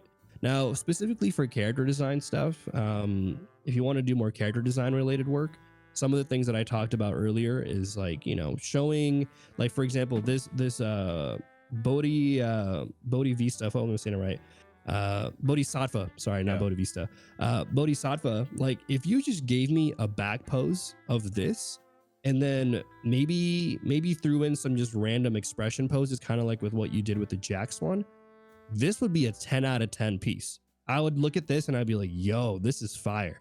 I could see this for an Overwatch type of design. I could see this for League of Legends and that kind of variation for games. And I could also possibly see this, and if you simplified it a little bit, I could see this for animation as well, right? But it takes a little bit of extra work and a little bit of knowledge of what you want to do and how other artists in that space do that. And you can easily, I would say, turn this portfolio into something that is very desirable for a lot of studios, at least from an entry level. And advice that I would give that I don't know if I gave it yet is, once you know what you want to do, start looking at other people in that field and see how their portfolios are. So for example, if you really like League of Legends, you can easily find who the artists are that work on League of Legends. You can take a look at their portfolio. In here, I have a whole like folder of bookmark portfolios that I just look at. Here's an example. I'll send them your way because I think this might be helpful. Aaliyah Chen, Nice. God tier artist. And if you look at their portfolio and you click on their art tab and like any of their tabs, but if you just look on, like, click on their art section tab and you see their stuff, like, it's very organized, very clear, very structured. And then that's it, right? Like, so take a look at the people who are working in the fields that you want to work on, and then see how they're presenting their stuff, and then use that as a guideline for your own stuff as well. But yeah, I linked their portfolio in the chat, just in case you wanted to look at it, Jimbo. Yeah, I'm just in fear of the 56 seconds that we have left. I don't want to go through another portfolio. Yeah. So, but yes, I will no go worries. and grab that, and then I'll post that in the Discord. How about that? Let's put that under the shelves so people can dig through that. Perfect. Yeah. So, and I think yeah, just really quick, 'cause I know we have a few seconds left. I think for example, Aaliyah is actually a good example of this because there's somebody who has a lot of different stuff, kind of like what you have, a good variety of different things. But the difference is the way that they've structured it and presented it, make it instead of it feeling clustered and kind of all over the place, it instead feels like they're multifaceted as an artist, which I think you are. I love a lot of the stuff I'm seeing. It's just that it's I think the ordering of it and stuff is just kind of, I don't know, it's I think it's weighing you down. Yeah, I definitely agree with everything you said. I think Crayon just is gonna have the world's greatest game of solitaire to play with all of these pieces. You know, like basically just sorting and categorizing. And I think what is going on here is this is symptomatic of a person who is really going after fundamentals, right? And then going on to master and like becoming more intermediate with those fundamentals, but then not having picked one thing in particular that they wanted to do, but getting better at everything across the board. So this is like not it's like in terms of, let's put it in like game terms, like this is like not min-maxing. This is like you're trying to get better at everything at the same time and trying to get to level 99, you know? And maxing all your stats. That's basically what this looks like. And I think that that's not a bad thing. Again, that's not a bad thing, like Kaycem said. All you have to do here is a little bit of categorizing and maybe create a different website where you can present just one facet of your very multifaceted repertoire. And you know, maybe even make multiples. Make one that's like for character design. Maybe make one that's for illustrations, because I feel like those are your two main things are illustrations and character designs, and maybe these like line work ones, which again could be worked into both of those. And like I said earlier, these disciplines overlap as well. So it's not as if you can't repeat these in places where they might be relevant. So you just kind of have to use your best judgment when it comes to that, and maybe have people look over it again later on down the line after you've made some progress on that. But overall, I think the body of work is very, very strong. The fundamentals are there. You definitely have what it takes to get a job in the field.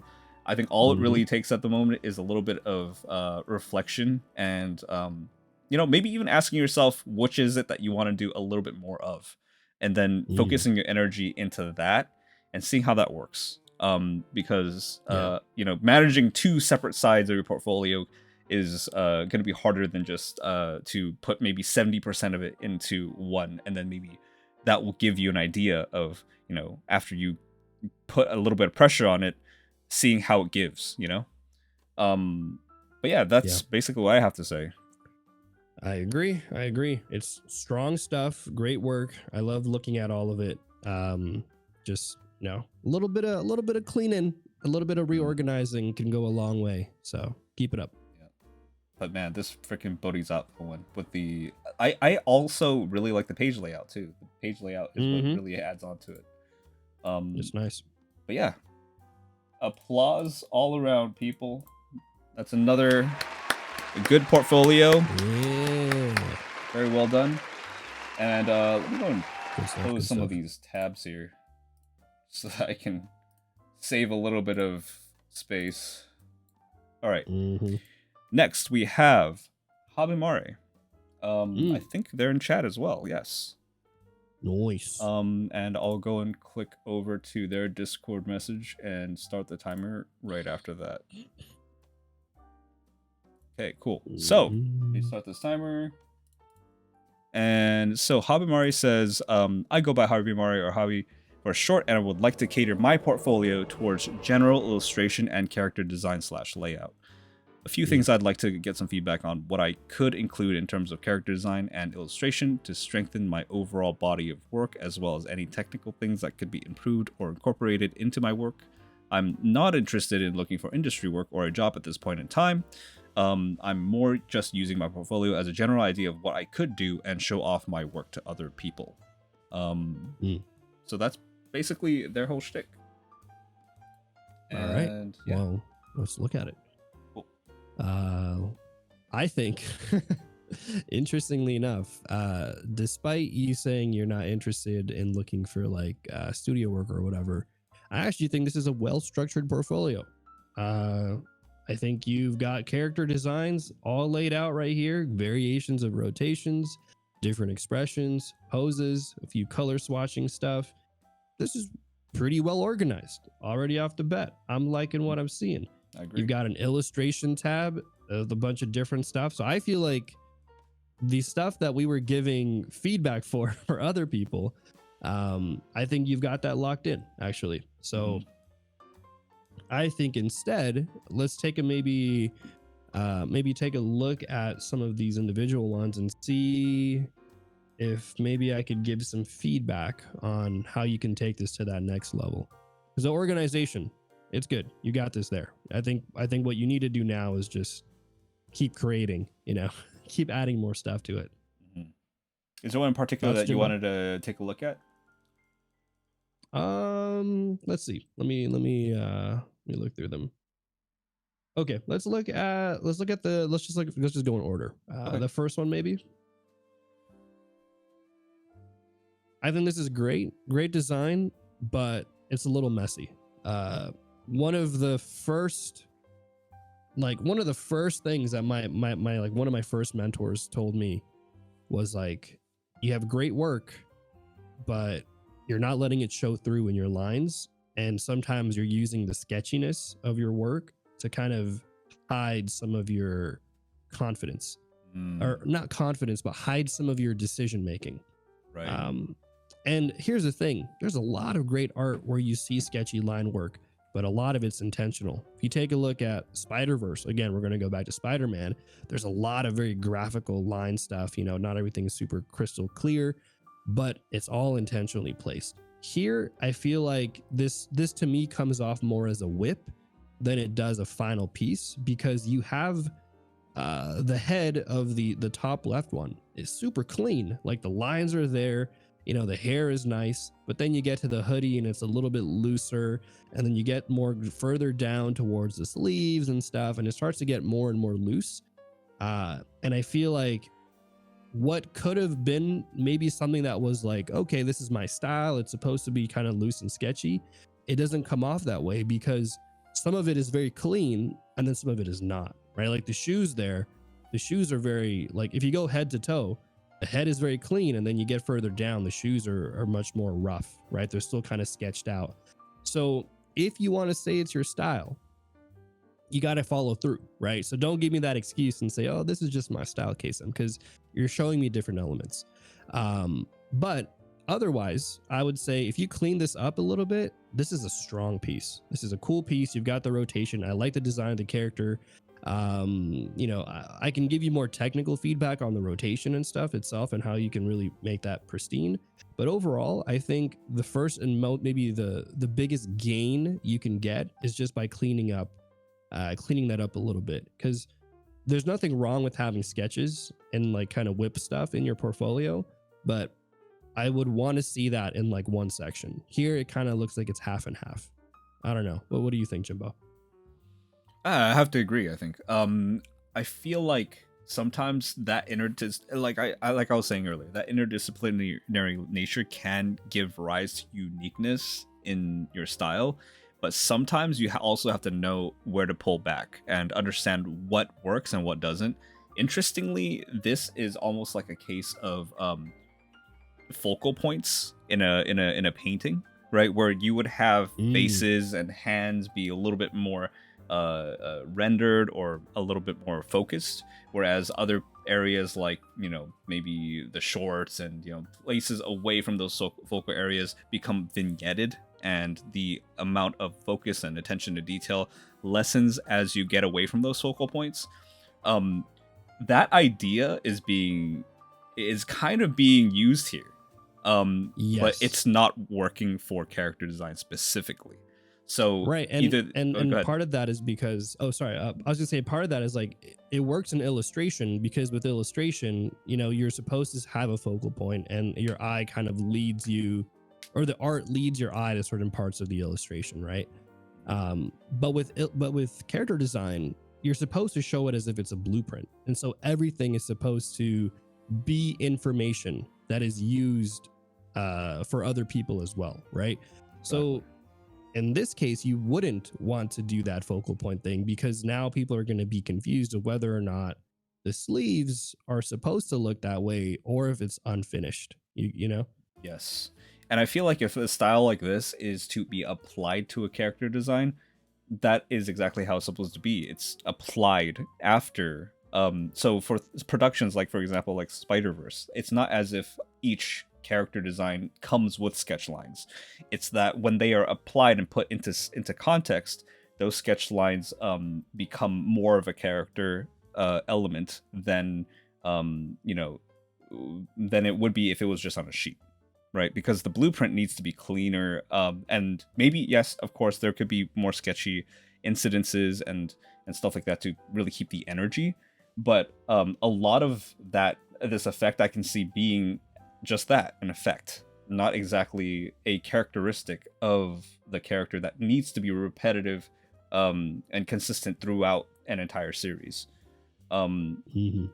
so that's what I have to say about this in particular. But I really like this color scheme. That's I don't know why. This Yeah. color scheme is super strong. I think like um this red throughout, very attention grabbing, and it being separated by all these neutrals is quite masterfully Mm-hmm. done actually. It's very satisfying to look at. Yeah.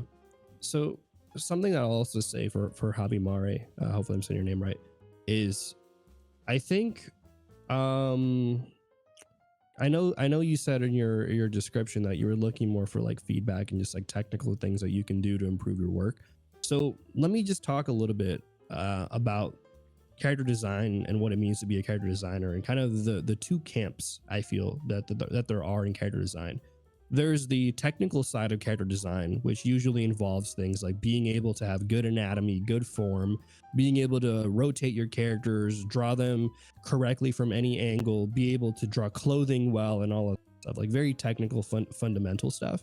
And then there's the design element of being a character designer, which is more about being expressive and how do you really showcase the uniqueness of a character through shape design, shape language, pushing expression, form, poses, and all of that stuff. Interestingly enough, I see you have both those elements, which I think is great. But if anything, I really feel like a lot of what I see in your work really is on the expressive side. Like I love the expressions that you have. And despite some of them not being like fully like they're not going to be like, for example, there's that one right there. Like not every head is exactly going to be the same. Like, you know, like especially like the ones in like the far right, bottom and top, they're not going to be exactly on model, but the expression is there, and I think that's a very valuable skill that I think you can definitely lean on. And by recognizing that that's something you're good at, you know, keep working at that, because I think that's probably the strongest stuff that I see. But with that being said, what you can work on is really training yourself to draw the forms and be able to be consistent in drawing your characters. So you have the expression element of things where you can draw really cool dynamic expressions and faces. Work on, you know, making it so that no matter what angle you're drawing these characters, they still feel like they're the same character, you know? And again, I look through your work and like you have some cool poses. If you take a look at some of the other ones, like the Marion one, like that's cool. That's some great poses you've got going on there, right? So by just continuing to work on some of the shapes, honing that down, and even simplifying some of these too, because I think you're trying to go for that like animation style. Really simplifying some of the shape design can really go a long way. Straights versus curves is a big one. But yeah, there you go. That's what I'll say. Yeah, I think that's all very valid. I think this is a again very strongly organized portfolio, and also some really good expressive work here. I think especially in like things like the gesture and understanding how to shift the weight of a character is actually quite nice. But again, I think the consistency between different iterations of each character at different angles, if it was more consistent, it would make this work all the stronger, I feel. I actually adore the sketchiness of it. Personally, I think I really, really like the sketchiness of it. Like, there's something that is in these sketches that is whimsical and loose, and it feels like you're having a great time drawing this, and it feels good to see that on my end. It really does translate to me, as an artist. So like, it's a joy to see. I think that accompanied with, again, like, the consistency is going to be so good. So yeah, I think that would be the one thing that would work on the most. Yeah. Nice. And it's tough too, because it's like, how do you keep that consistency while also keeping that energy that you talked about with that sketchiness, because I think that's a big part of the strong points of this portfolio, is really that energy. You get that in a lot of the expressiveness, not just with the lines, but the actual, like, also expressions of the characters. And so it's like, how do you keep that energy while also tightening up some of your work such that despite it being maybe more line arty, it still feels like the same type of energy that your sketches have, which can be hard. But I think if you can figure that out, it'll really jump up your art to some really higher levels. Yeah, I already love this goofy ass kid. I'm sold. I'm sold. They're so bratty. Yeah. Great stuff. All right. Amazing portfolio. Let's get some claps in chat. Claps. Good stuff. All right, Javi. Well done. Cool. I think we are now on our 6th one. Yeah, we're gonna be on our 5th one. This is Blueberry Jams. Blueberry Jams. Navigate to their message, and I'm gonna start the timer here. You ready? All right. Yeet. Okay, cool. So Blueberry Jams has a whole essay for us. Howdy, I'm Blueberry Jams, or Kevin if you want to know my actual name. Primarily a digital artist, but I do traditional art here and there. I've done a few commission works before, but those were drawing people's original characters. I'm not a professional in any sense of the word. They love concept art and character design. Maybe dabble a little bit in environment design as well. Works that inspire me most are the concept art for cartoons, games, and movies. Nothing gets my creative juices flowing quite like seeing somebody's thought process in creating something. I want to get my foot into the art industry, whether it be through character design, concept art, or something else. I don't really care. I'm willing to follow where the wind takes me. If I wind up designing characters for 3D movies or drawing book covers, I'd be happy. I feel that my expressions, anatomy, and colors are good. I'm confident with my learning abilities in those areas. And as a primarily self-taught artist, I believe that I'm on the right road in terms of where I'm leading. However, I feel like I get lost in the details of my painterly style, so much so that I wind up never finishing those big pieces. Only started recently working on design elements and trying to have a nice balance between cartoony and semi-realistic. I'm trying to extrapolate what's important here. You're good. If it wouldn't be too much trouble, I'd appreciate any tips on what to even do when it comes to putting myself out there. Unfortunately, I've lived a rather sheltered life due to mental illnesses, so please cover the basics with me if you can. I'm positive that once I figure out how to get the ball rolling, I'd be good. All right. I think that's all right. Let's get to it. They've got, yeah. I think first thing off the bat is I'm seeing a lot of really cool stuff. A lot of really cool rendered pieces, good varieties. I think your choices in colors is really great, really strong, especially with some of your rendered work with like the trees you've done. And even just like the more subtle color choices of Portrait of Dave, OC, top right. Like the colors are just good. They're kind of subtle, more muted colors, but they still work together. So I think that's just great to see overall in these images that I'm looking at. I think let's see.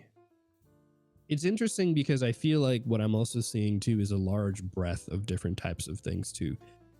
You've got, stuff from MIDI and OC, like character expressions, then you have like some full body poses, which are more rendered.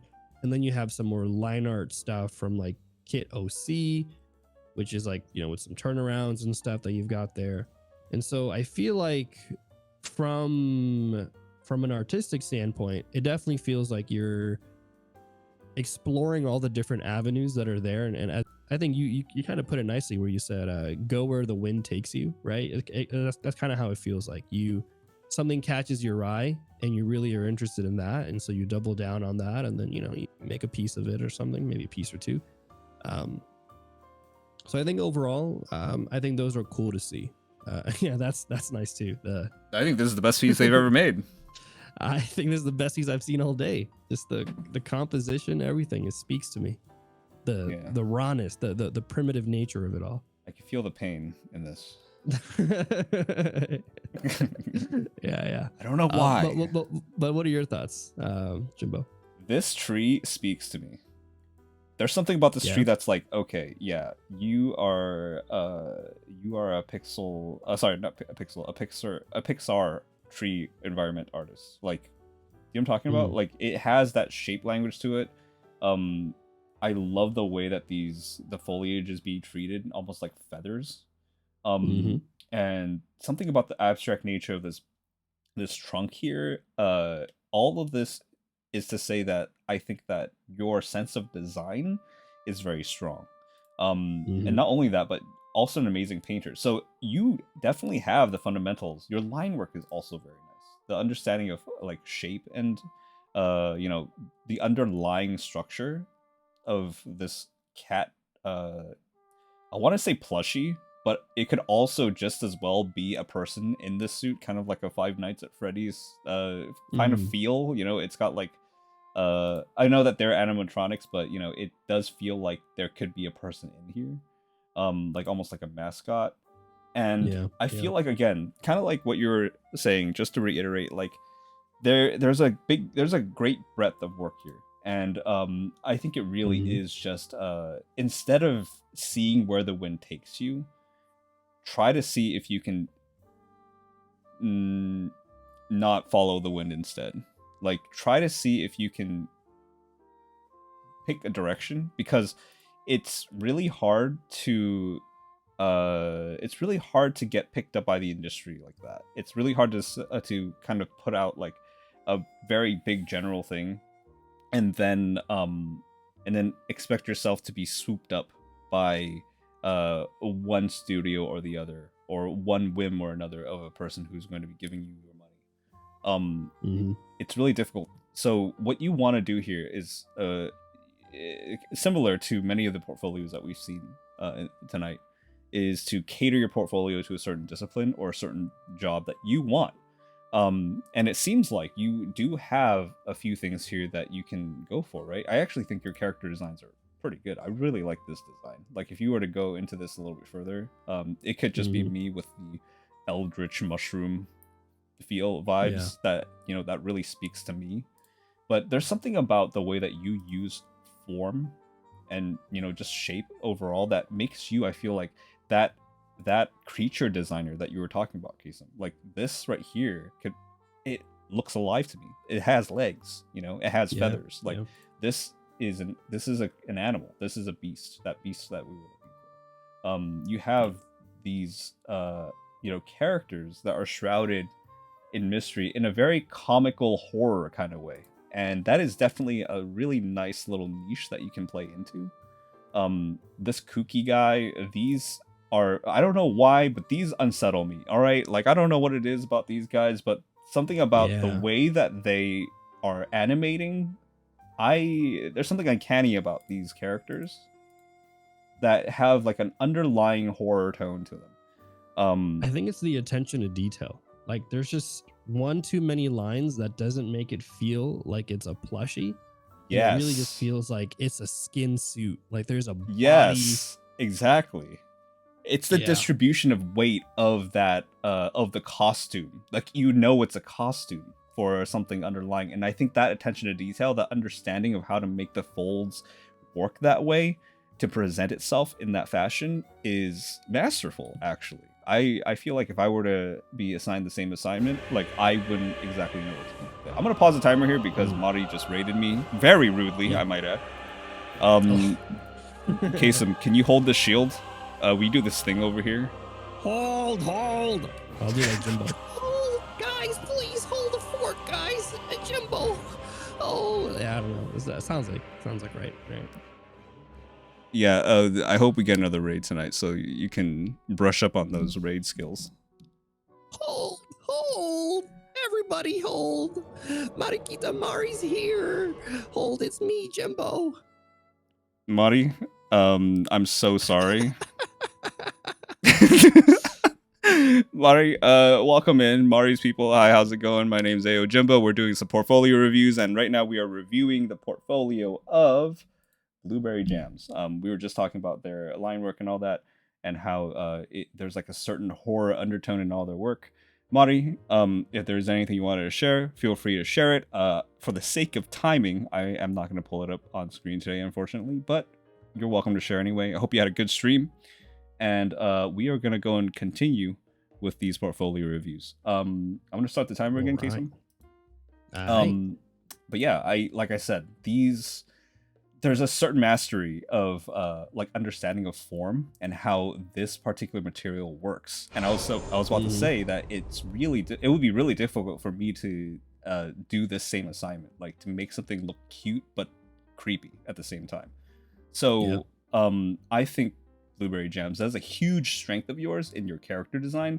So you can maybe move toward that, because there's a market out there for that particular feel, that particular atmosphere, like like I said, like the Five Nights at Freddy's, and there's that other game, I don't remember what it was called, but it's a more recent version of Five Nights at Freddy's where there's like a kind of like silly long arm, long legs kind of guy that's kind of fuzzy. You know what I'm talking about? I'm not into furry stuff, sorry. Okay, well, anyways, there is that guy. So there's a very particular space for this kind of thing. And I think that you could easily be hired to do something like that in maybe an indie game space. If not like, some other production. Like I said, this literally looks like a tree from a Pixar production. Could be like Lorax 2 or something. Yeah.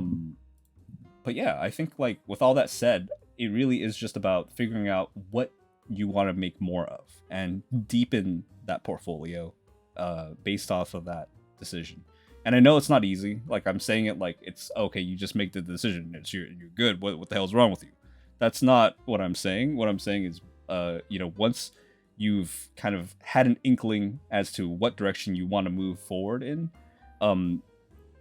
trust that gut instinct and just go for it, because I feel like I get the feeling that no matter which direction you go in at the moment, with your understanding of fundamentals and your like style, you can go places. So just just trust your gut on this one, which is a really weird thing to advise someone, because it's not like based off of logic, but the logic here is that you are good at your fundamentals, and I trust that you'll be able to get a job in whatever endeavor you desire to follow.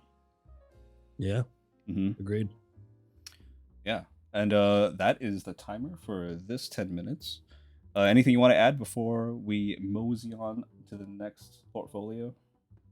Move off of this whole thumbnail presentation thing, because it's not doing your art justice. Like, for example, that shaggy mane mushroom wizard creature, if we hadn't clicked on it, we wouldn't have known that there was a whole other half to it, which is, I think, really unfortunate. Yes. So again, I'm being picky with a lot of these technical things, because I feel like a lot of you who've shared your work here, you have a lot of great stuff, but you want to be able to show it. So, and also make it easy for people to see as well.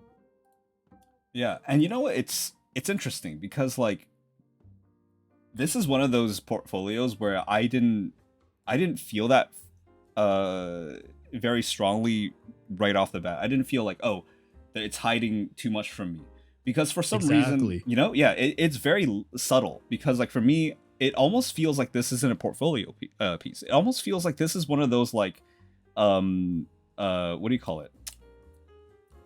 Analog horror things. Like it's like, you know, like you click on a website and then you like click on certain things and there's like an Easter egg, and you know that's what it feels like to me. Hover a little bit to the right and there's like a pop-up. Yeah. Yes, that's what this feels like to me. So that's why at first I didn't even really register it as a portfolio, because of like the very decorative background and stuff like that. And you know, it almost doesn't feel like a portfolio to me.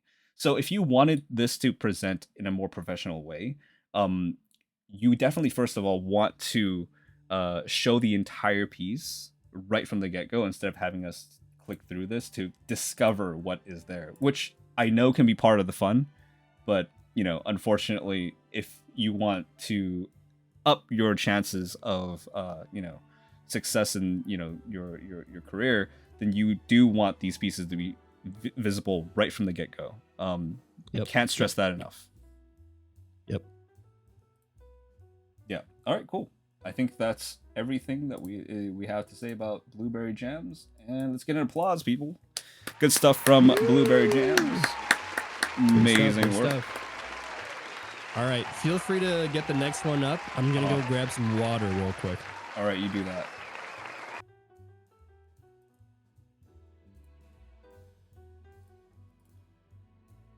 People, how are you doing out there? We're halfway through. We have 5 portfolios to go through left, and I'm going to be timing each of them for 10 minutes. I know that sometimes we go a little bit over just to kind of get our closing words in there, but I think so far the pace has been pretty good, right?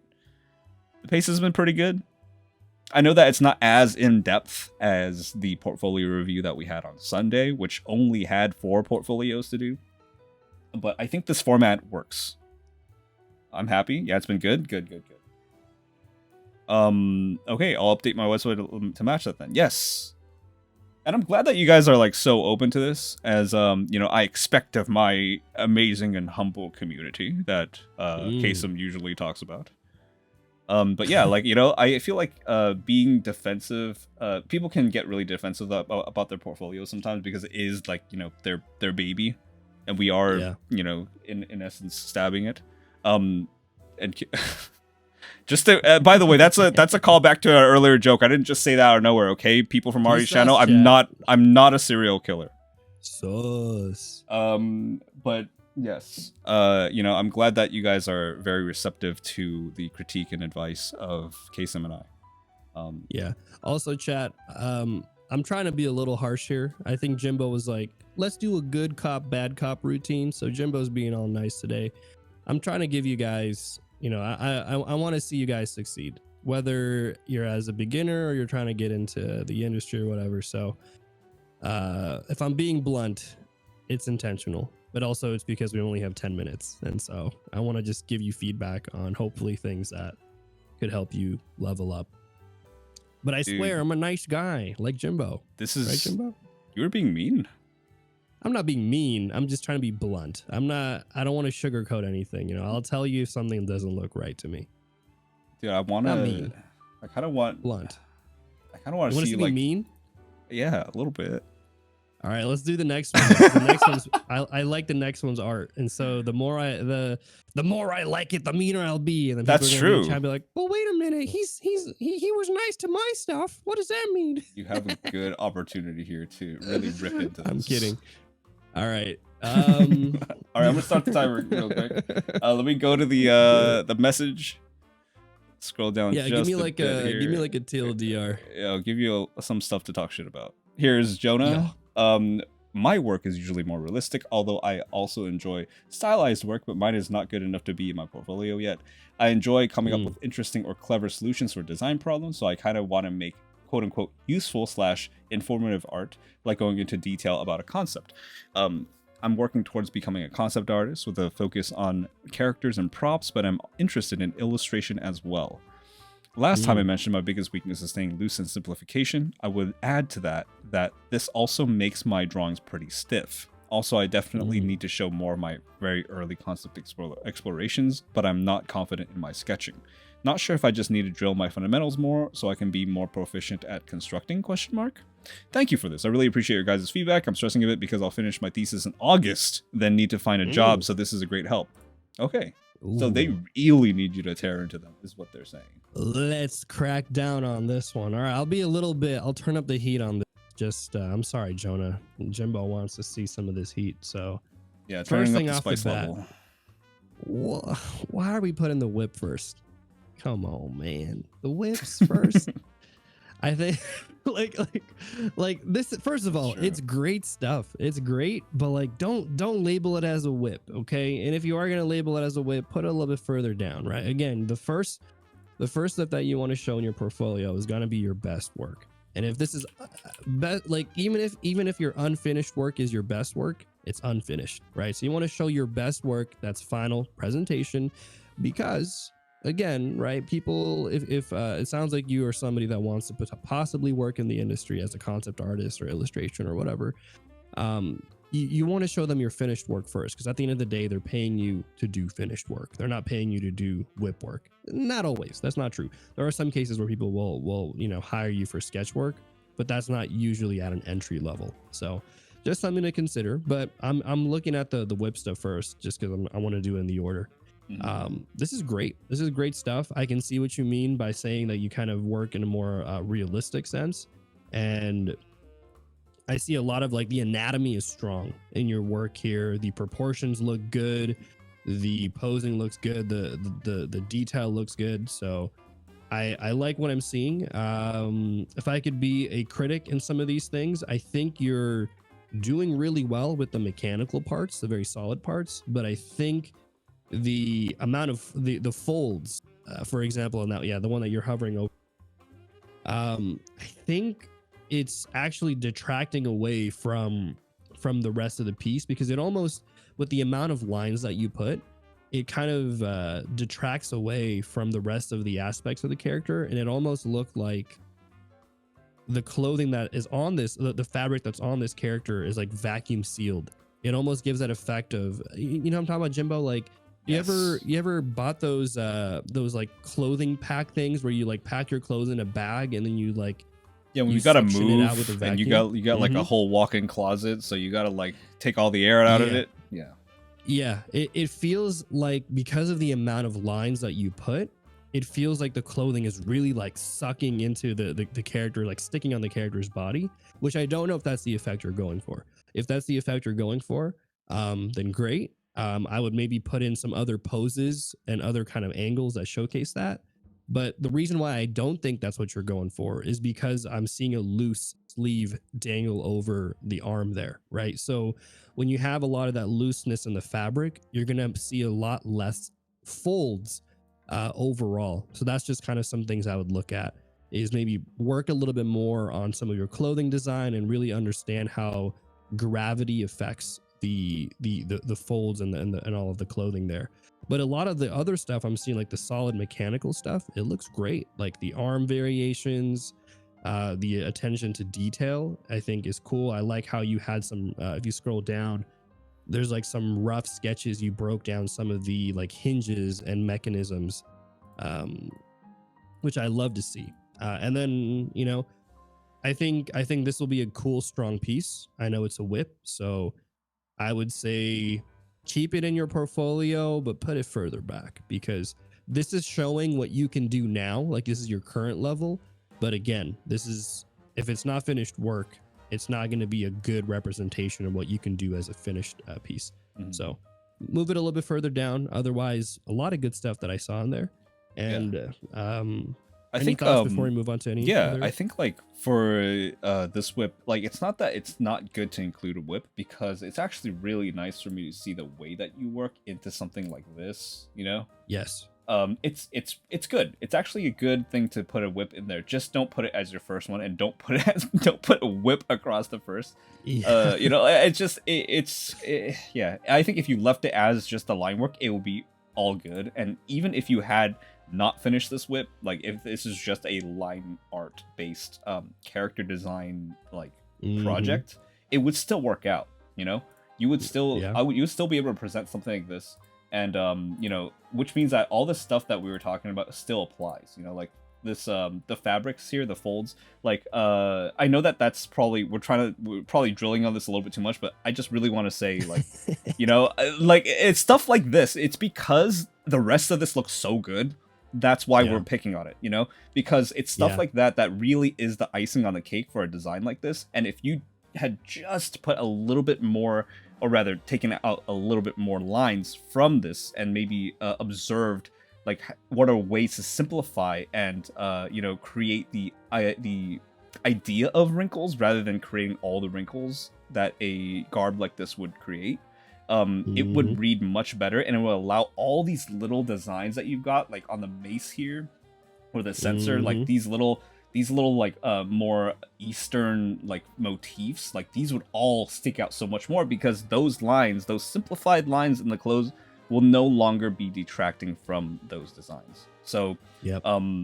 I think that it's still a valid point, even though this is a whip that you had only put in for the portfolio review, because it's still something that I would wish for you to keep in after the portfolio review. Yes. So yeah, that's what I've got to say about Yeah. that one. But we've got so much more over here that you can rip into. Kaycem, take your pick. Yeah. Let's just do the next one. I took a look at it. But something I want to say too is I think you had mentioned in your little bio, and also even now in the chat, you're saying simplification, your old nemesis. Let me link to you a portfolio of an artist who I really enjoy, who does realistic style work, but also is just a master at simplification. So you can look at this on your own time. I don't know if you want to open it, Jimbo. It's fine. But I would really recommend Jonah for you to look at this portfolio, because I feel like this is the avenue that you're trying to work towards, where you have very realistic characters. They're maybe even in a realistic setting, but if you take a look at this artist, man, the way that they simplify is just, I think, maybe it's the thing that you're trying to do. But let's take a look at your work in particular. I think what I'm seeing in a lot of your work is you have a really great attention to detail. Like even in that whip piece that we saw, but this one too, like you have a really good eye for focusing on the garments, focusing on the colors, right? Even the details of the horns and stuff. It's really great. Which you can definitely see in a more concept art, concept design role, especially if it's something like a video game. I can see this as being board game art, even maybe Yes. not as much animation, because again, with animation it's all about simplicity and shape design.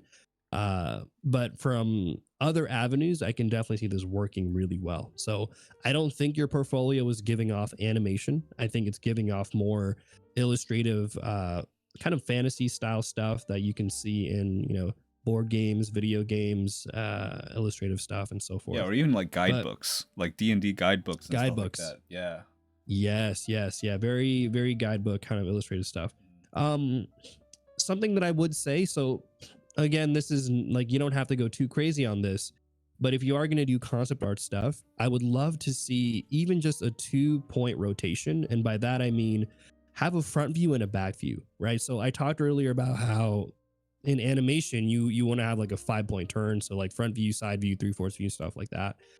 Something like this, you don't need a lot of that, but I would love to see, like, for example, that this goat, ram, beast animal thing. If you could do the same kind of pose, but instead it was like a 3/4 back view pose, so we could see some of the details and on the other side. I think that would do so much for your piece. That would really showcase not only your understanding and attention to detail, but also that you have a good grasp of form and drawing things on model, which is going to be huge. Like, and you just need one for something like this. You don't need to do a full on rotation. I'm not asking you to do that because that's very like animation specific. But just having something of a different kind of like pose, on the other side, like flip it, but do it facing 3/4 back view. So other than that, I think this is great. I don't know too much about like this whole video breakdown thing. I'm not like the biggest fan of them, but I think it's cool to see. I think it's Mhm. cool to see the breakdown.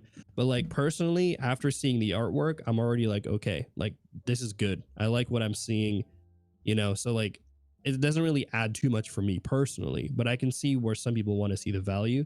But like seeing all the other stuff that you're doing further down to me is already like an indication of you've got a lot of good stuff going. So I think if you took out that video, something to ask yourself is, if I took out this piece or this part, does it add to something or does it take away anything, right? Like if you took this away, does it make your portfolio any less strong? I don't think so. But just something to consider. Again, this is my personal preference, but I think a lot of your other work speaks for itself. And oftentimes I try to follow the mantra of show, don't tell, you know? And so I feel like instead of just showing like, hey, this is my process, I think all your other things already do a good job of doing that. So kind of unnecessary. Yeah, I have to agree with that. I do understand the necessity or like the urge to show that you did every part of it, in a day and age where some of that could be faked. So, I Right. understand why you want to do this, but at the same time, I mean, me looking at this and then also seeing all the other work, like your concept work, like Kasem said, it already gives you enough credibility for you not to have this here. If this, for example, was a standalone piece without all of these, without the writer's mount as well, then maybe I would keep something like this in here, just to kind of gum it up, right, and fluff. But you have Yeah. all this other stuff down here, and I think that the further down I have to scroll, the more tired I get. My eyes. Yeah. So, we only have two brain cells in this day and age. So, make sure that both of those brain cells survive the scroll. Um, but yeah, Yeah. I think that's a good. I think those are good notes. We are over time on this one. Yep. Um, so I'm gonna have to go back here. There is so much more in here that we could talk about. Yes. And I'm scrolling through it now. So I'll just yeah, say like last minute things. yeah. Your work is strong. And I think you already know, I think you've identified where your weak points are, which is, I think what you Hmm. said earlier was like simplification. So I would really take a look at studying other artists who kind of work in the realm of stuff that you're doing, like for example, the one I linked to you, and see what they do as solutions for simplification. Because I think you have a lot of good breadth of work here. You clearly have a good attention to detail. I think the next step for you is knowing which details to keep and which ones to omit. And again, this is a huge callback to the first one that we saw of that character with the drapery and the metal arm, right? I definitely So, agree with that. Yeah, I think one more artist that I'm just gonna say and call out into the void is Evan Amundsen.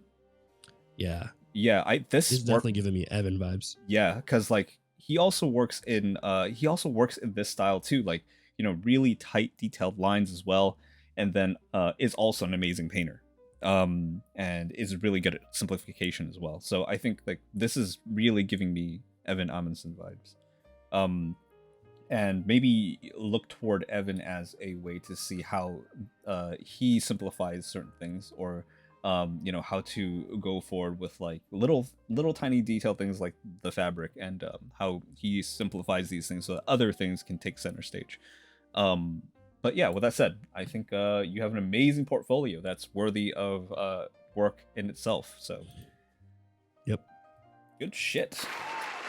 Let's fucking Good go. stuff. Good stuff. Alrighty. Next we have, close all these tabs that I opened up. Okay, next we have Idolus. Mm, And let me go and pull up Idolus's little message over here. And we'll restart the timer. mm, And we'll go right into it. So Idolus is looking to achieve a semi-realistic anime style while still being somewhat stylized. Some mm, artists that inspire me are people like James Gurney, Sango mm, Harukawa, Kamome Shirahama, Heikala, Monmon2133, which is someone I'm familiar with, and Neytiri XX.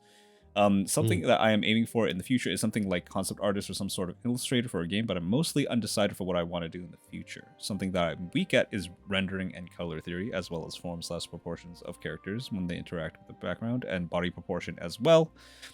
Nothing comes up when I think of strengths when it comes to my creative process. We can all feel like that Mm. sometimes. A Oh yeah, question I definitely. have, maybe a common one, but what should I do to improve my art? Also, how do I gain Mm. more confidence and experience with my art? And what should I do when I go into a creative slump? And any tips in general as well. Sorry if it's too many questions. Um, they're self-aware. The format of my Yeah. portfolio may be weird depending on the screen size and in general, so I'll try to fix it before the review date. Mm, Cool. let's So let get me go into and it. pull this stuff up here. Okay. First critique is not a fan of, again, having to click a link to go to another page for the portfolio. yeah, And this is like a homepage thing. You don't need that. yeah. Jump Go right straight into to the it. juice. Give me the art. Give me the juice, baby.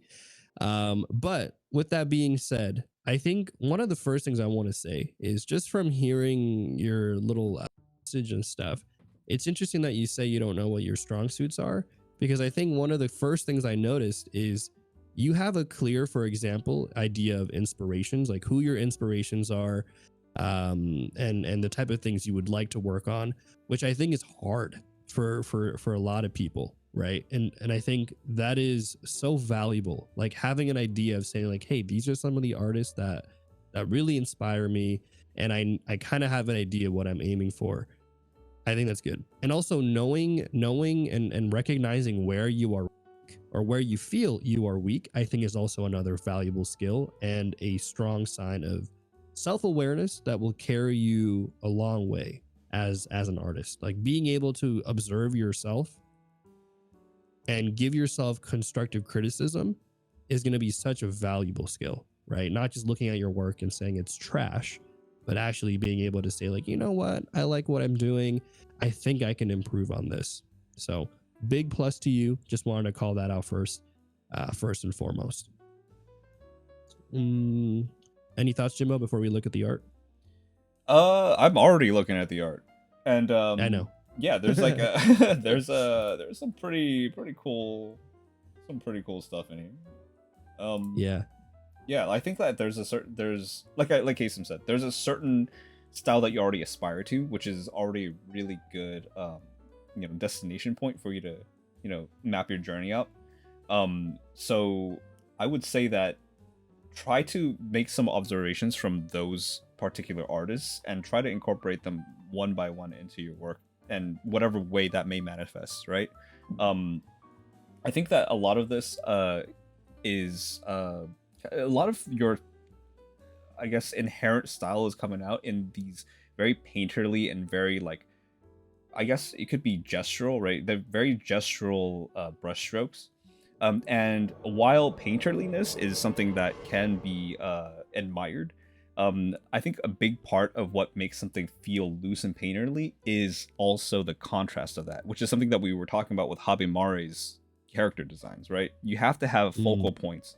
You have to have parts where they are clear cut, where it's not muddy, where it's not painterly, for other parts to look painterly. It's about that contrast and playing around with that contrast that gives relativity to both, and Yeah. that's how you identify good and bad, because without good there is no bad, and without light there's no dark. Same idea, right? You need that contrast for these two things to give each other meaning, and I think that your stronger pieces actually exhibit that. For example, this piece right here, I think this is one of your stronger pieces because Oof. there is a very strong sense of composition that you're working with already. And not only that, but you're kind of allowing the brushstrokes at the sides, that the edges, to kind of fall off and become a little bit less present, while the focal point, like that awesome cloak, the really cool face design, right, which I know is based off of one of the Neon City gods. This is a really strong piece that I feel like in your collection of works really stands out to me. So I think using this as a basis of success and how to go forward will be beneficial to you. What do you think about that, Kaycem? I agree. And you know what's interesting, because again, I'm just calling you out, Idolist, because I feel like from hearing, like, I read your little answers and description, but then I'm seeing your work and I feel like there's a mismatch, because one of the things you say is like, oh, I'm weak at color theory. But if you take a look at their portfolio, it's super well organized. It's very color coordinated. You got light That's blues, true. goes into dark blues, and then it goes into transition into a dark red. Like, yo, Yeah. That requires a good amount of color theory and organization to be able to present it that way. And it's such a smooth and nice transition. Like, I don't have a problem at all looking through your art, and I feel like none of it, breaks apart. But even individually looking at each piece, I feel like you do a good job of keeping your colors, your color palette relatively constrained, because oftentimes, like, I wish I had offhand my older works when I was like back in high school, but I would do this thing where I would try to use every single color on the color wheel, you know, and it would just look like a cluster of just different things, and it's hard to focus. But I think in your case, I think you do a good job of that. And as Jimmy was pointing out, like, even in this strong piece, like, aside from composition, your values and your color choices really work well together. And I think that's what makes this piece really stand out overall. If anything, what I think you maybe could put some more skill points in, could actually be working on some form and really getting some Hmm. structure in your illustration, because I think a lot of it feels very ethereal, and especially when you're working in a medium like maybe watercolor or some paints, but like, a lot of it feels very flowy, which is great. But if everything is flowy, as Jimmy was pointing out, it starts to become a little difficult for the eye to kind of track what it should be focusing on. So I think working on some form, giving some of your characters and your designs a bit of structure, a bit of volume, can go a really long way. And it'll also help you with incorporating things like shading, rendering and stuff, which is, I think, something you called out was maybe something you were having some difficulty with. So oftentimes I tell people, before you jump into rendering, which is what everybody wants to do, right? Everyone sees League of Legends splash art and they're like, oh my God, I want to make this. Before you jump into that, practice some of the underlying fundamentals that go into rendering, like understanding form. Because if you don't understand 3D form, it'll be really hard to render. And I'm sure a lot of people in the chat can attest to this, where you've spent hours, maybe even days, on a piece, constantly rendering it and zooming in and adding details just for it to look worse than when it first started off with, right? And so again, rendering is not about adding details and just really going in on that. It's really about understanding the form and how lighting and how color and how texture and stuff, all of those things work together. So yeah, that's what I would say about all this. Yeah, and you know what? I think scrolling back through this entire portfolio, what I'm getting is a comfort zone. Like, your comfort Mm, zone, Eyeless, is looseness, and it can be both good and bad because, first of all, it gives you a very strong visual identity, but at the same time, that comfort zone can be inhibiting your growth. Um, because I feel like you're very comfortable with leaving things like very loose, which is, again, not a bad thing. But what can make it better is some structure. And you know where you can get some structure? Kaycem's stream. If you want to understand more anatomy, which I think would really, really benefit your art, and this is not just me plugging Kaycem because he's right here next to me holding a gun to my head. Um, yep. it's because, I think that Kaysem's really good at breaking these things down, and I think that as far as accessibility, like, Kaysem's your guy. Like, you could literally just tune in, maybe even just go back and watch some of his VODs. Go on his Discord. You just try to snipe those sheets whenever they come up. Yeah. and And and you know what's funny too, yeah. is it's interesting, is I feel like a lot of the other portfolios we've reviewed today, it's the opposite, right? It's like you have a Yes. lot of different things you've done and we want you to refine. But in your case, we have a portfolio that is very refined and very tailored to a specific look. And what we're saying now is, expand a little bit on that. Still work on this style and like really refine that, but also don't be afraid to explore and to try other things. So Mhm. different thing for you to do. Yeah. I think I think my advice here, and I feel most strongly about this, is trying to completely get out of trying to paint at the moment and just focus on drawing the character using line or form. Mm, And I think by doing that, you're going to get a better understanding of your characters. And then once you get back to painting, after maybe, doing a few of these exercises where you're just trying to understand the underlying forms and anatomy and stuff like that, coming back to this, and doing another painting after that, I would love to see what the result of that is, because I think that a lot more of that form will come through. A lot more will be understood of how to light something as well, based on the form of it. And I Yeah. think that it would be like, for example, like I would love to see, like, after a few sessions of like anatomy or like, you know, gestures, like how this would look. You know, I think that you know, not that I'm expecting you to grow in a very short amount of time, but I'm just saying that I think even with just the slightest bit of progress and understanding form and shape and anatomy and, you know, the human body and stuff like that, you will Yeah. you know, really level up in your painting, because I think that your values and stuff, your understanding of how to compose a piece is already there. So Yep. yeah, kudos to you, and also good luck with you know, the rest of it, like the learning of the shapes and stuff. Yep. Yep. All right. Cool. Good stuff from Idolus. Clap, people. That is another Hey. 10/12 minutes. Yeah. We are All flying right. through these, dude. Kaycem, we took like 5 hours to go through 4 portfolios on Sunday, which is why I made it such a point to time these. Jeez. Rookie mistake. I know. I can probably do like 2 more. Yeah. Unfortunately, Okay. how many do we have left? We have 3 more. Oh, I can maybe do 2 more. Yeah. Yeah. Okay. All right. All good. We will Yeah. reset this, and I'll try to get through this as quick as possible. Next we have who's this again? Hang on. I gotta scroll down.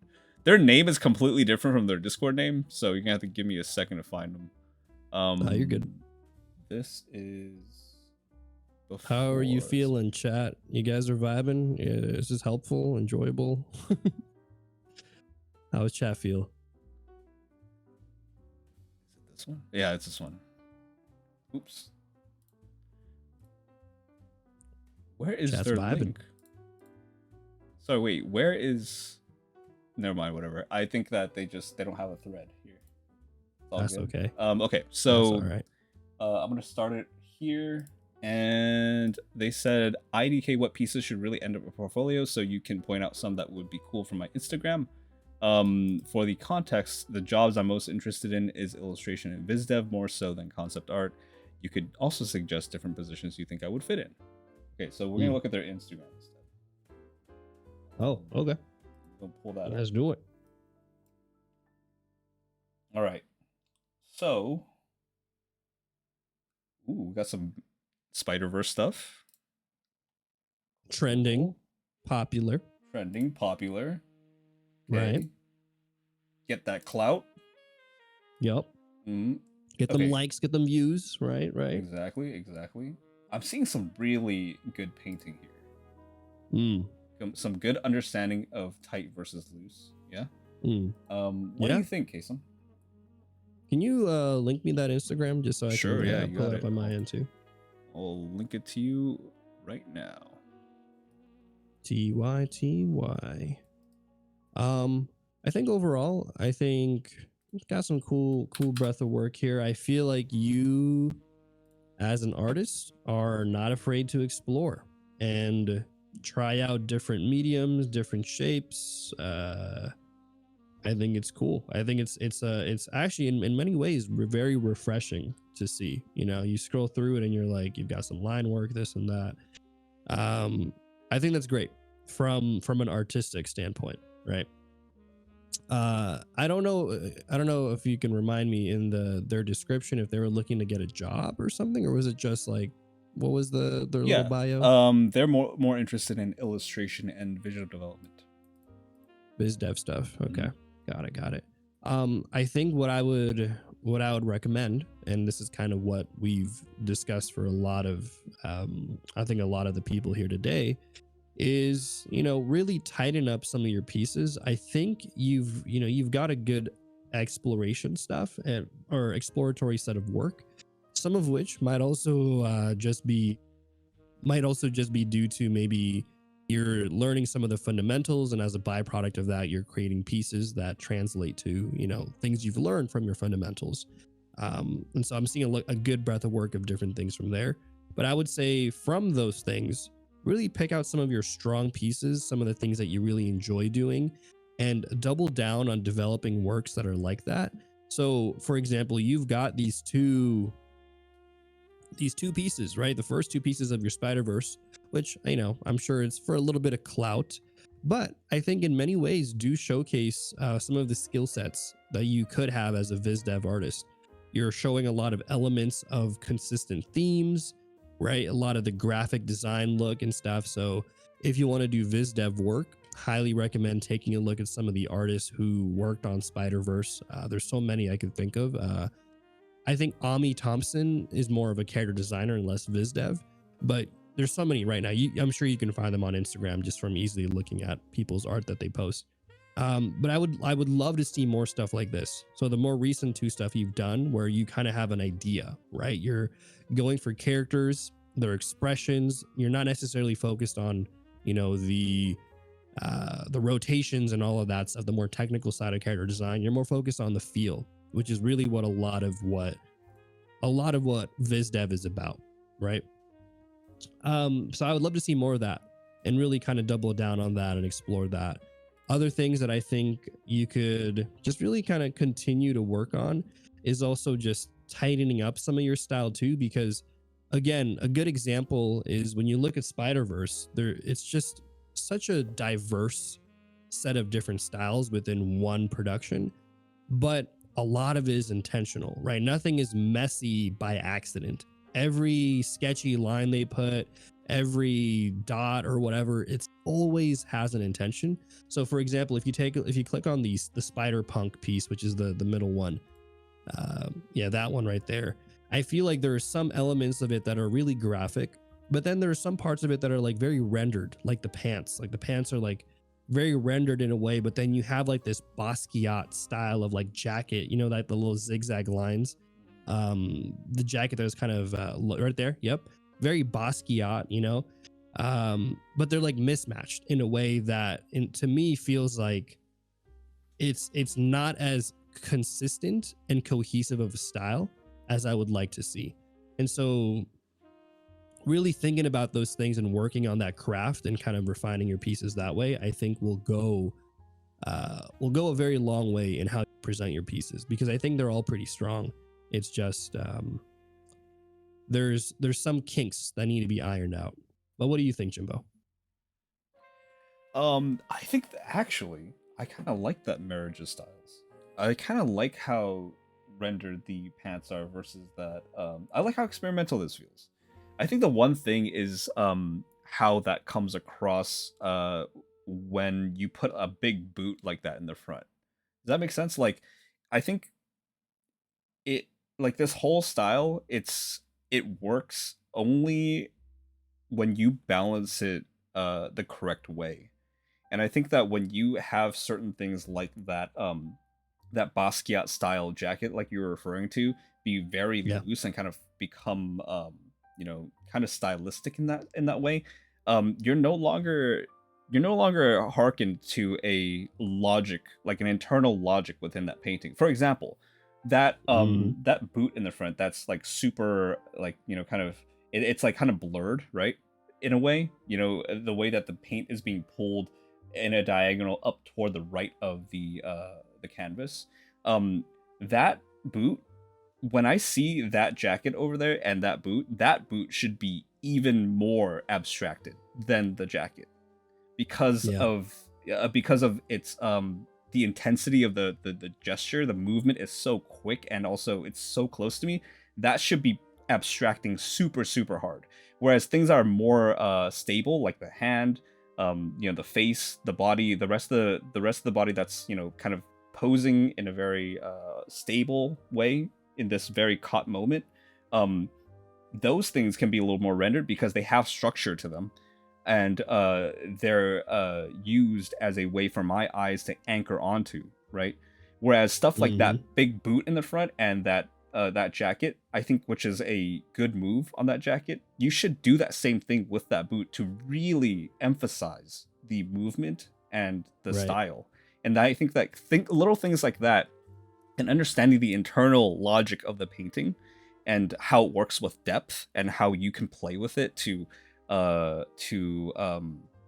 get across a certain like way that this painting works out, uh is going to be something that's higher level and in terms of execution, and something that you're gonna want to explore a little bit when it comes to pieces like this that are a little more experimental and stylish. Yeah. Yeah, I think like that is definitely a piece that I feel like you could put into a portfolio once you work on it a little bit more. Not exactly tighten, because tighten wouldn't be the same. It wouldn't be the right word for this particular piece. What I would say is you want to conceptualize a little, like think about it a little bit more. How are you going to build that logic into this painting that will kind of be that chef's kiss, Yeah. there's like we can all see the potential in this composition. It's just how do you get it to finish, which again does not mean render, right? Yeah, and it's like a fine line. It's a fine line you're crossing of, like, here's the thing. I'm scrolling through all your work, and I love how experimental a lot of it is. The thing is, you wanna make sure that what you're showing to people is like, hey, this is a finished product. This is not a whip or something that is like not cohesive. So like, for example, I think a lot of what I'm seeing in the Spider-Punk stuff, I'm seeing in some of your other works as well. So if you scroll down, Jimbo, under the burger, there's a burger there, and under that burger, click on that one. Like, I love this piece, and it's giving off similar vibes that I'm seeing from the Spider-Punk piece. But if you have a bunch of stuff that's like this, you want to make sure that you're not telling people like, hey, this is my style, versus, hey, this is like me focusing on rendering the face and just being a little lazy to render the pants. There's a fine line you're walking there of stylistic choices and decision making versus this is just an unfinished piece, right? Which, by the way, I think this could be a finished piece in many ways. It can be. But you want to make sure that these are intentional decisions that you're making and not ones that are like arbitrary brushstrokes. Like, the more intentional you are, it's kind of weird in a way. Like, you have a lot of good experimental elements, and so what I would recommend for you is like choosing the intention behind them, and I think that'll showcase in your work. Precisely. Yeah. I think that all of this is to say that because something that Croa, you have like 3 different names, okay? You have like Croa, you have Powell Pilarski, you have Pablito Camaro. It's really difficult. That's another thing is like, if you're an artist, you also want to pick like one name, because if you're one name across everything, it's much easier to understand who you're talking to. This is something that was brushed upon in the preceding portfolio. But maybe that's just who they are, right? Like, it seems like they're a very experimental person in their maybe art, they are different people. maybe in their names. Yeah, into the Croaverse. But yes, so this is something that they wanted to emphasize. I know we're going over time a little bit, but just really briefly, IDK what pieces should really end up in a portfolio, so you can point out some that would be cool from my Instagram. So to go over that again, I think again this piece over here, the Spider-Verse piece, would be pretty cool to put into a portfolio, as experimental as it is. I think like little things that show the your understanding of certain things, like these anatomy, these back muscles and stuff like that. These, I feel like, as much as they show that you understand something, you could also do that and have it be something kind of creative as well, right? Which is why I thought that the Spider-Verse pieces were pretty good. I can see why you'd be kind of hard pressed to find something that you want to put into a portfolio, because most portfolios that we think about have quote unquote finished work, and like which is more akin to the word render, like rendered work, or like our idea of finish in the quote unquote industry is kind of it's kind of like, I guess, diluted to one thing, right? It's kind of like especially with like websites like ArtStation, like that, we kind of see and have an idea of what a finished work should be like and how a portfolio should be like. My advice is try to get away from that frame of mind when it comes to what your vision of what you want to do in the future is, because that kind of portfolio is very catered to a specific kind of work, And if you want to show your portfolio to someone who would, for example, hire you to do a commission, you don't want to do you don't have to put that up. You could just put up this. You know, you could put this up and see, so that people can see what you do and what you would want to be commissioned for, what you would want to be hired for. Now, that being said, if you want to do stuff that's more viz dev and illustration based, which kind of they have overlap, but they are different disciplines for a reason, right? Like, this is illustrative, but viz dev wise, not so much. You know, like, viz dev is a little bit more concrete than this. This is a little bit more painterly, a little bit more artistic, whereas visual development is more about design and understanding something from its core and building up to something in the overworld, right? Something like that. Oh, sorry. I was gonna say, as someone said in the chat too, like, viz dev can also mean so many different things for different studios. It could mean viz dev could be just a bucket term for any artist who works on the pre-production pipeline. And so you could be doing character designs, you could be doing key art, you could be doing just kind of rough passes on colors, right? So it can vary so much. And so knowing particularly what you are interested in and what you feel like your work lends itself to can go a long way. And to what Jimbo was saying about, like, finished, right? Again, this goes back to, like, is this a finished piece? Was this an intentional piece? Or was this a whip that is just meant to be, you know, loose and finished later? And so you really want to think about that as well too, because if this is a finished piece, you want to make sure that's consistent throughout the other pieces that you showcase around it. So, yeah. So yeah, I would say maybe this piece, and you know, some other pieces I feel like that would showcase like a more creative endeavor. Like, I remember when you posted this one, Croa, which is like a lady's face kind of made out of waves. I thought this was really cool, and I feel like this could be like a Moana thing, right? This could be like a Moana idea, like where it's like, oh, maybe there's a Moana sequel. Maybe the Mother of the Sea is, like, you know, conjuring herself to finally speak to Moana or something. This could be that. It could be in that kind of a setting, and that it could fit in that kind of a project. So something like this, which is painterly, but also this feels more like viz dev, right? This feels like something that, for example, could be in a game, or you know, the idea of a character that manifests itself in a movie. Whereas when I see stuff like this, wait, hang on, like these painterly pieces, I'm just seeing a showcase of skill, and I'm just seeing a like an understanding of fundamentals, and it's not exactly something that really jumps out at me, even though it is impressive. So I think when it comes to building a portfolio, those are things that you want to think about, is how does this, like, on a concept level, not just a fundamentals level, you know, when it comes to painting, like, how does this stand out? And how does this show my ideation, you know, especially for something like this dev. So yeah, that's what I would say about that. I know we're super overtime on this one, but yeah, good stuff from Croa. Good stuff. Alrighty. Okay, so we've got one last one for you. Yes, sir. And that is Lycus Ateliers.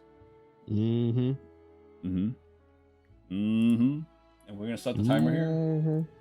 We should play Red Dead Online sometime, so I can actually use my voice. Yep. Just another day out in the old west. I mean, I guess it's the current west, because it's not exactly future west. The future west, west world even. There you go. This is Lycus Ateliers.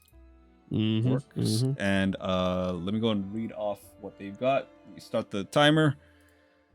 Lycus says, I'm looking to achieve a semi-realistic style with my art. Some influences I've been taking from are Sean Sketches, Arcelli, Esben Lash. I would like to work as a character concept artist mainly, but I have considered being an illustrator like Splash Arts or the League of Legends Runeterra illustrations if I get good enough in that field.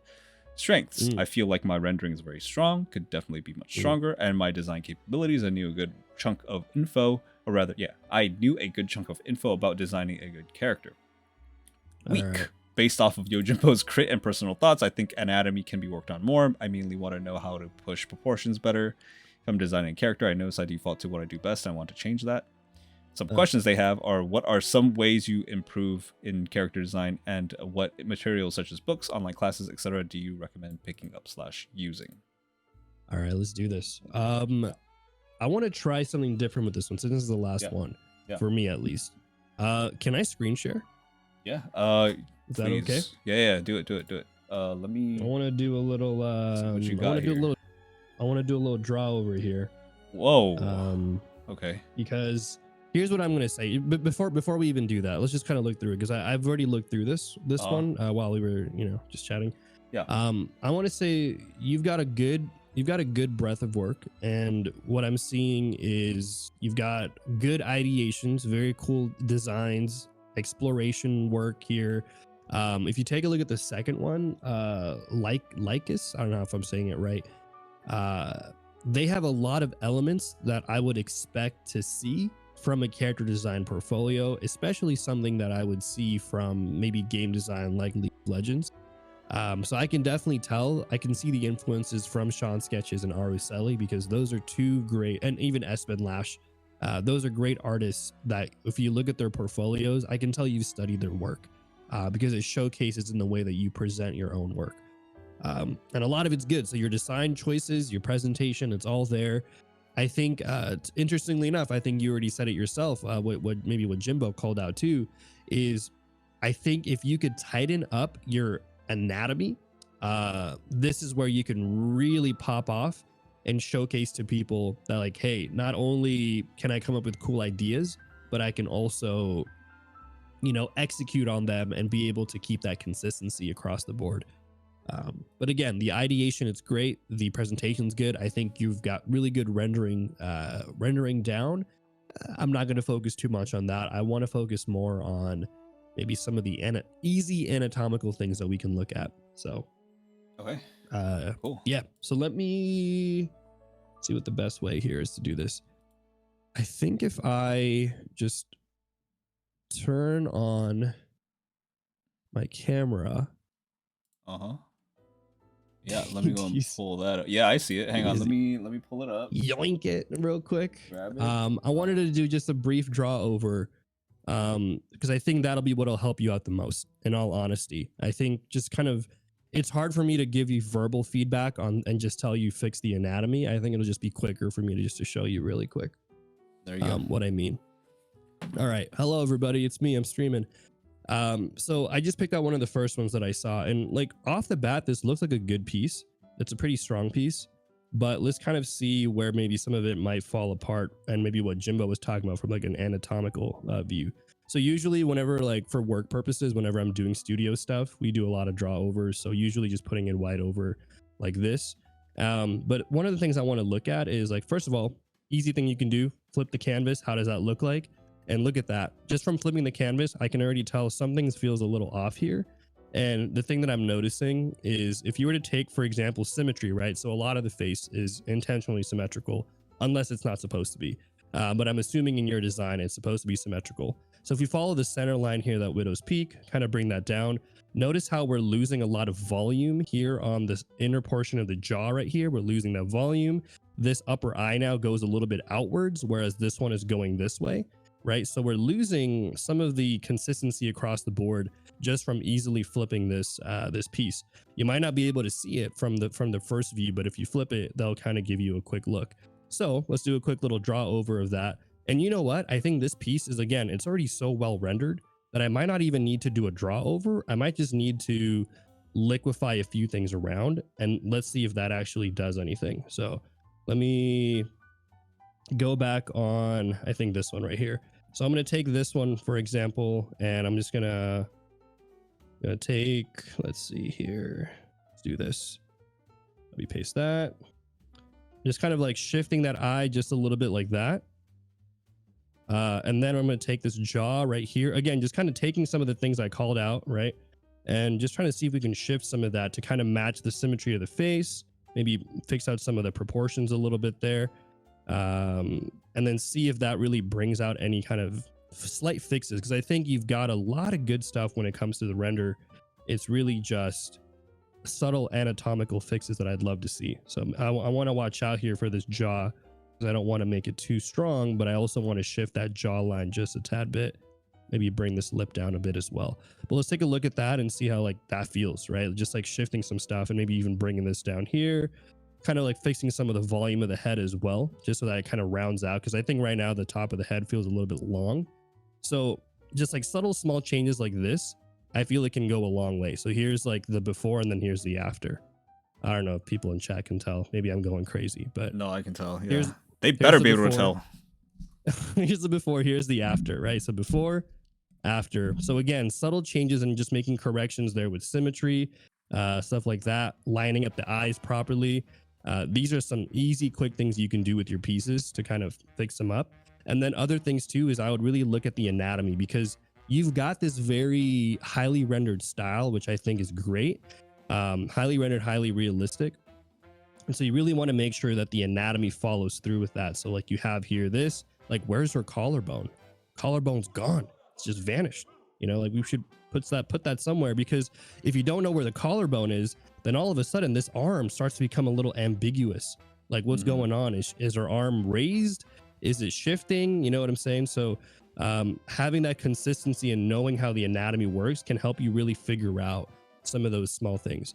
But yeah, there you go. That's really what I wanted to show. And if you actually, Jimbo, if you go back to the portfolios, you'll see that this this kind of stuff with the face is actually something that I've noticed in a few of your other pieces as well. So watch out for some of these things, because again, these are easy corrections you can make, but they might be hard to see if you're not checking for them, right? So yeah, if you can, if you go back to the portfolio, and just like you don't even have to click on any of them, just kind of showcase the like overall thumbnails and stuff. You'll see that. Where'd it go? Where'd it go? you're on the page. Okay, I'll go back. Yeah, you're there. Just any of these thumbnails? Like if you go back, take a step back, and just like scroll through like those like portraits. Look at the eyes. Like go up a little bit more. Like some of the newer ones. I'm assuming the ones at the top are newer. But if you take a look at those, it's a similar type of thing that you can fix. It's like the eyes there are just like maybe a little bit off, a little bit angled, you know, differently, or maybe the spacing is not there. So double check some of those things, and I really feel like it'll sell your work more, because a core foundation, especially if you want to work for a company like Riot, anatomy is the key thing they care about. It's kind of ridiculous. Like anatomy and form is like, it's a must, it's a given. It's not like negotiable. So you really have to have your form down and really have the anatomy down. But you have a lot of the rendering design elements and a lot of the creativity. So if you just work on some of that technical stuff to polish your pieces, I think you'll be good. I think you'll be able to you know, apply for companies similar to the ones that you study, like Sean Sketches and Aruseli. But yeah, Jimbo, you got last minute on this. I know I gave you less time. No, you're good. You're good. I think you made some very, very valid points. Yeah, definitely. I think like all the other fundamentals are here. It is really just that that anatomy push. And you know what? For any, like for most, I guess, concept art or character design jobs, I feel like you might not have to have such an intimate knowledge of anatomy. Like maybe what you have now might be passable, but again, for something like Riot, yeah, they have you seen how little clothing their characters have on? Like, you know that most of their I focus more on the gameplay, but I know what you're talking about. Yeah, I mean, like I have eyes. You know, I've seen some of these new skins coming out. You know, like it's fairy court. Not really. Just skin court. It's okay, Jimbo. You don't gotta explain it. I get it. Yeah. We know what you're looking at. All right. Yeah. I mean, yeah, the art. I'm appreciating the art. We know what your champion pool is. It's okay. Don't worry. Yeah, my favorite guy Azir. Sure, sure. And with all with all the skin. Yeah. But yeah, no, yeah, I think like what we were both saying, just a little more understanding depth of anatomy, and I think honestly you're pretty much there already, just like that last little bit of icing on the cake, really. But yeah, really good stuff. Another amazing portfolio, and I think that was Yes. Kaycem's last, since he is an old man and needs to go to sleep. I know. I gotta work overtime tomorrow, so I gotta wake up early, unfortunately. Yeah, dude, overtime has been crazy lately. I think it's like crunch season or something for everybody. It must be. It must honestly be. Oh my god, I don't even know if I could do our check-in tomorrow because it's. I don't. Well, we'll see. We can do a rain check. Yeah. I might be busy too, but we'll see. Well, Kaycem, all right. It's been a pleasure having you on, dude. We got to do this more often, actually. I think, dude. I don't know, how long was that? That was 3 hours. And felt like nothing, dude. I could do this for like longer if I started earlier. Hey, don't give Chad any ideas. Oh yeah, you're right. Yeah. Not for free, at least. Yeah, no, it was good though. It was good, and I'm happy to help out your community and set them on a path for success. Because honestly, they've all got a lot of good stuff going for them, and sometimes the feedback that we gave today, it's like small things, small things that'll really push you to that next level. Yeah, and it's like these little small things. They're not going to, like, I'm not going to pretend like it's the end all be all, and once you do these things you're going to immediately have like, the best portfolio that's ever been seen. It's after you making, it's incremental changes, right? Incremental gains. Like once you make these changes, then you know where the next step is, because now you've seen all the good things there are to see in your portfolio, and that next step in the ladder has been revealed to you, as you go along this journey. And I think that, Kaycem and I have both been, every artist has been on that journey. So like, this is just another stepping stone to that career that you want. But yeah, Kaycem, I won't keep you any longer. Thank you for again being here. You don't have to do this. People, go follow Kaycem on all the socials: Twitch, Instagram, YouTube. Try to pop off on YouTube. So yeah, go and get Kaycem in all other aspects. Anything else you wanted to say to chat before I cut you off from this stream forever? Hello, can you hear me? Hello? Yeah, I can hear you now. I was muted the whole time. Fucking kidding me. Yeah, I was muted for like that whole thing. I was talking though. I just want you to know. But no, thank you for that. And yeah, it was super awesome to see everyone's work. I stream once a week now, guys, just because I've been a little bit busy cooking up some new portfolio stuff, which is actually, I guess, relevant to today's conversation. But yeah, I stream 8 a.m. Saturdays. Come tune in if you guys like anatomy, tutorial, educational content. I got a YouTube channel for that. Otherwise, if you just looking for some goblin energy, that late night, you're already in the right place. Jimbo's got you covered for all things late night art and shenanigans. So I'm trying not to go as late as I usually do nowadays. So civilized, huh? Not well. I wouldn't say that much. All right, man. All right, man. I know you got one more to go. Sorry I couldn't stay for that last one, but I'm sure Jimbo's got it covered. So, all right. Good luck. All right. See ya. Thank you for being here. I'll talk to you later, man. See ya. Peace. Goodbye. All right, people. It's just us now. Finally. God. He's out of my room. How are you guys doing out there? We have one more to go before we get out of here. Thought he'd never leave, I know. And that guy overstayed his welcome. I told him 10 minutes per portfolio. What the fuck? How long has it been? 3 hours? The math just doesn't work out. If it's 10 minutes per portfolio and it's 10 portfolios, that's 100 minutes. That's an hour and 40 minutes. We're 3 hours and 19 minutes in. How is that possible? I am tired. I am tired. He was sucking up all my hair. What the dog do? All right, we have one more to go, and then I'm actually gonna call it. I actually didn't intend for the stream to go this long.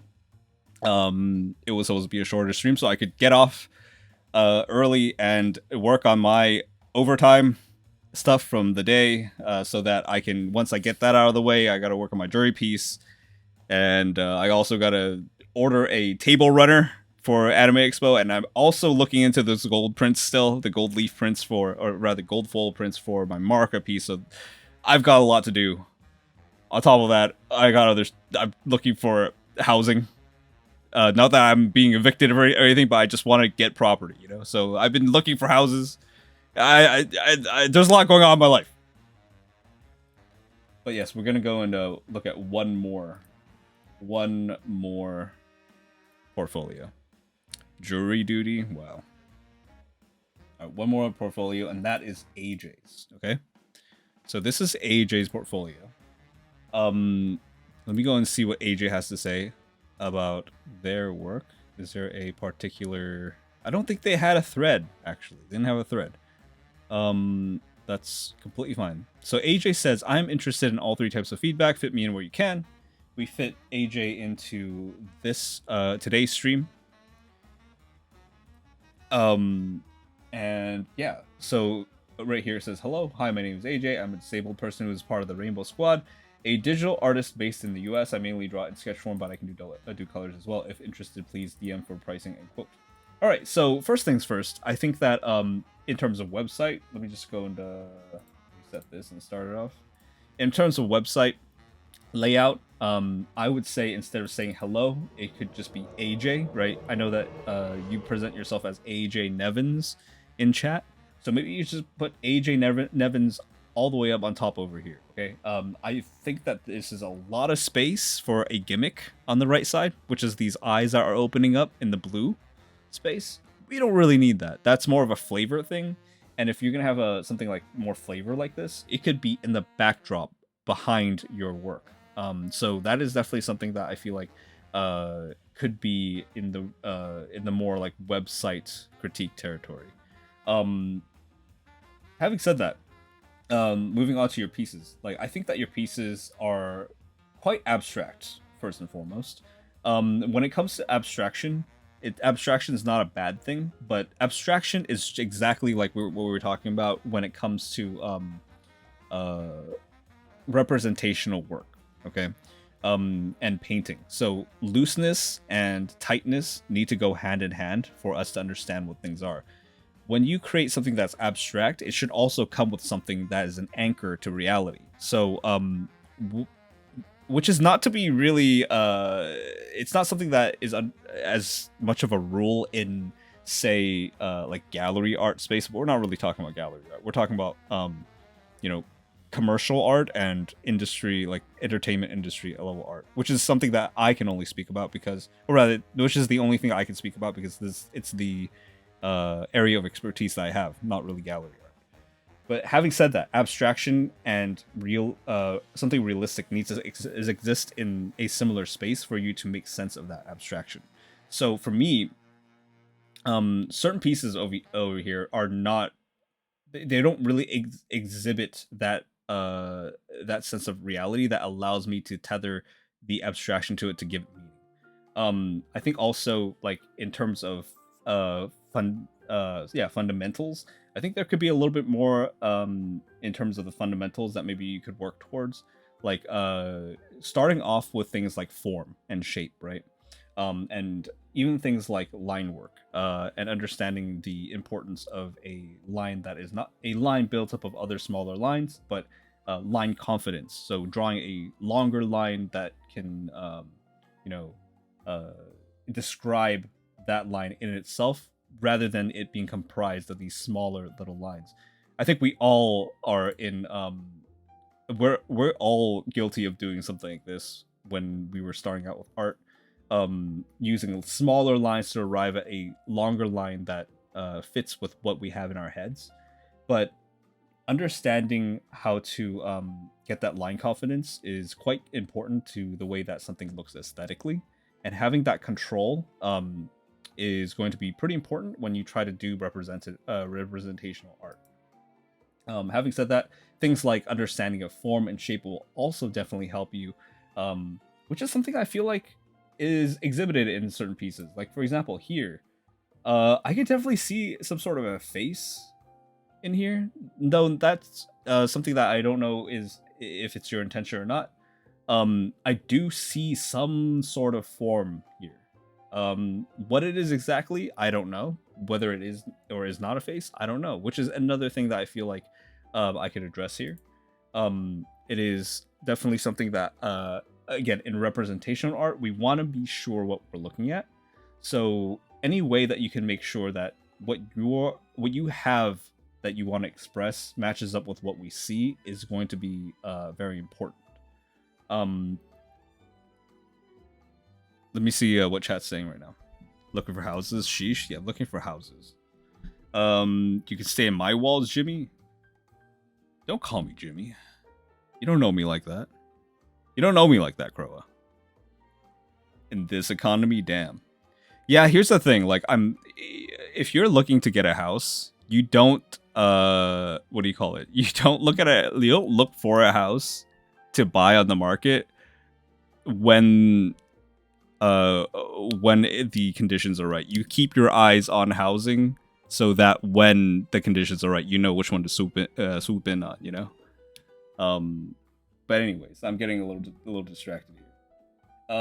I also know and have observed in your work, AJ, that you do a lot of things with a symmetry tool. And while it might be fun to play with, and it might be a good tool for you to use in trying to get something to look symmetrical, I would say try to stray away from using the symmetry tool when you are trying to get better at something, or when you're trying to get better at drawing, because you are no longer training your hand to be able to do that on its own. You're now using the symmetry tool as more of a something to lean on. So when you're learning fundamentals, try to not use the symmetry tool to create a mirrored image. Rather, try to understand it from a conceptual standpoint, and then try to replicate that drawing on the other side if you're trying to mirror it. But yeah, I think like with this body of work, which is it kind of has like a very similar finish to all of these. So I don't feel like I need to go into it too deeply. Nasty Salad, thank you for the follow. K-Lucard, thank you for the follow 6 minutes ago. Hot Chai Latte, by the way, thank you for the 27 months, and it was good playing games yesterday. But yeah, I think with that said, I don't know if AJ is even still here, but I would have asked AJ if there's any questions that they had.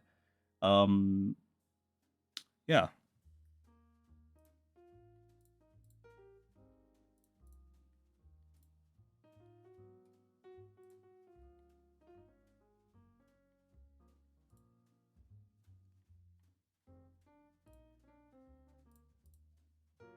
Dude, I'm trying to find this applause.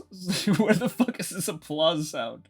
Dude, I have so many windows. I have like this I have this particular, what do you call it? I have the stream deck that I got for my birthday, but I haven't hooked it up. I wish I had it so I could just click the applause.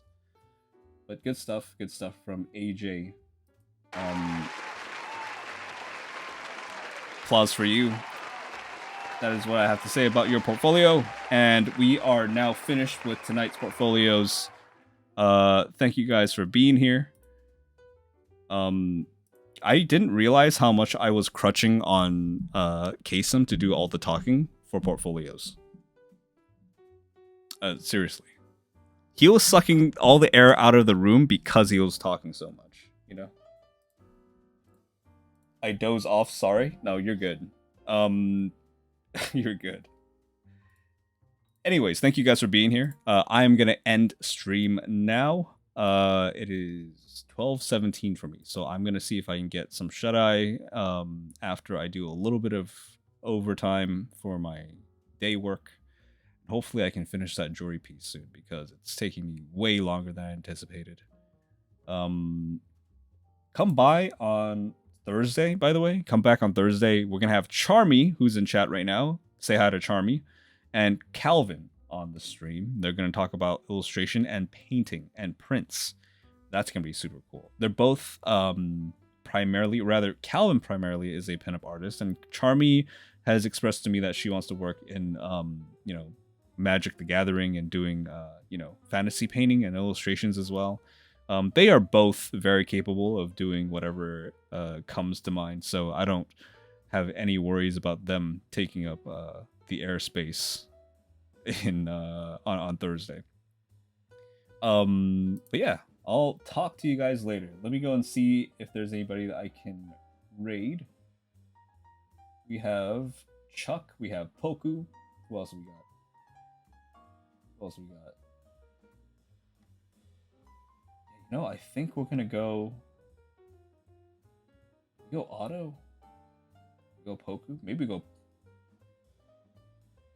Devanchi. We go Devanchi.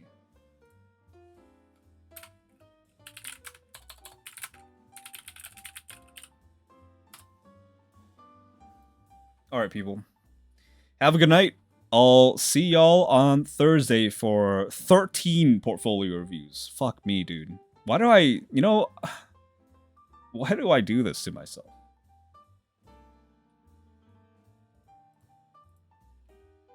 Oof. I like how you guys aren't saying I'm excited for the 13 portfolio reviews. After I mentioned that there are 13 of them, everybody's oof, dang. The timer's going off. The bomb's gonna explode. Goodbye.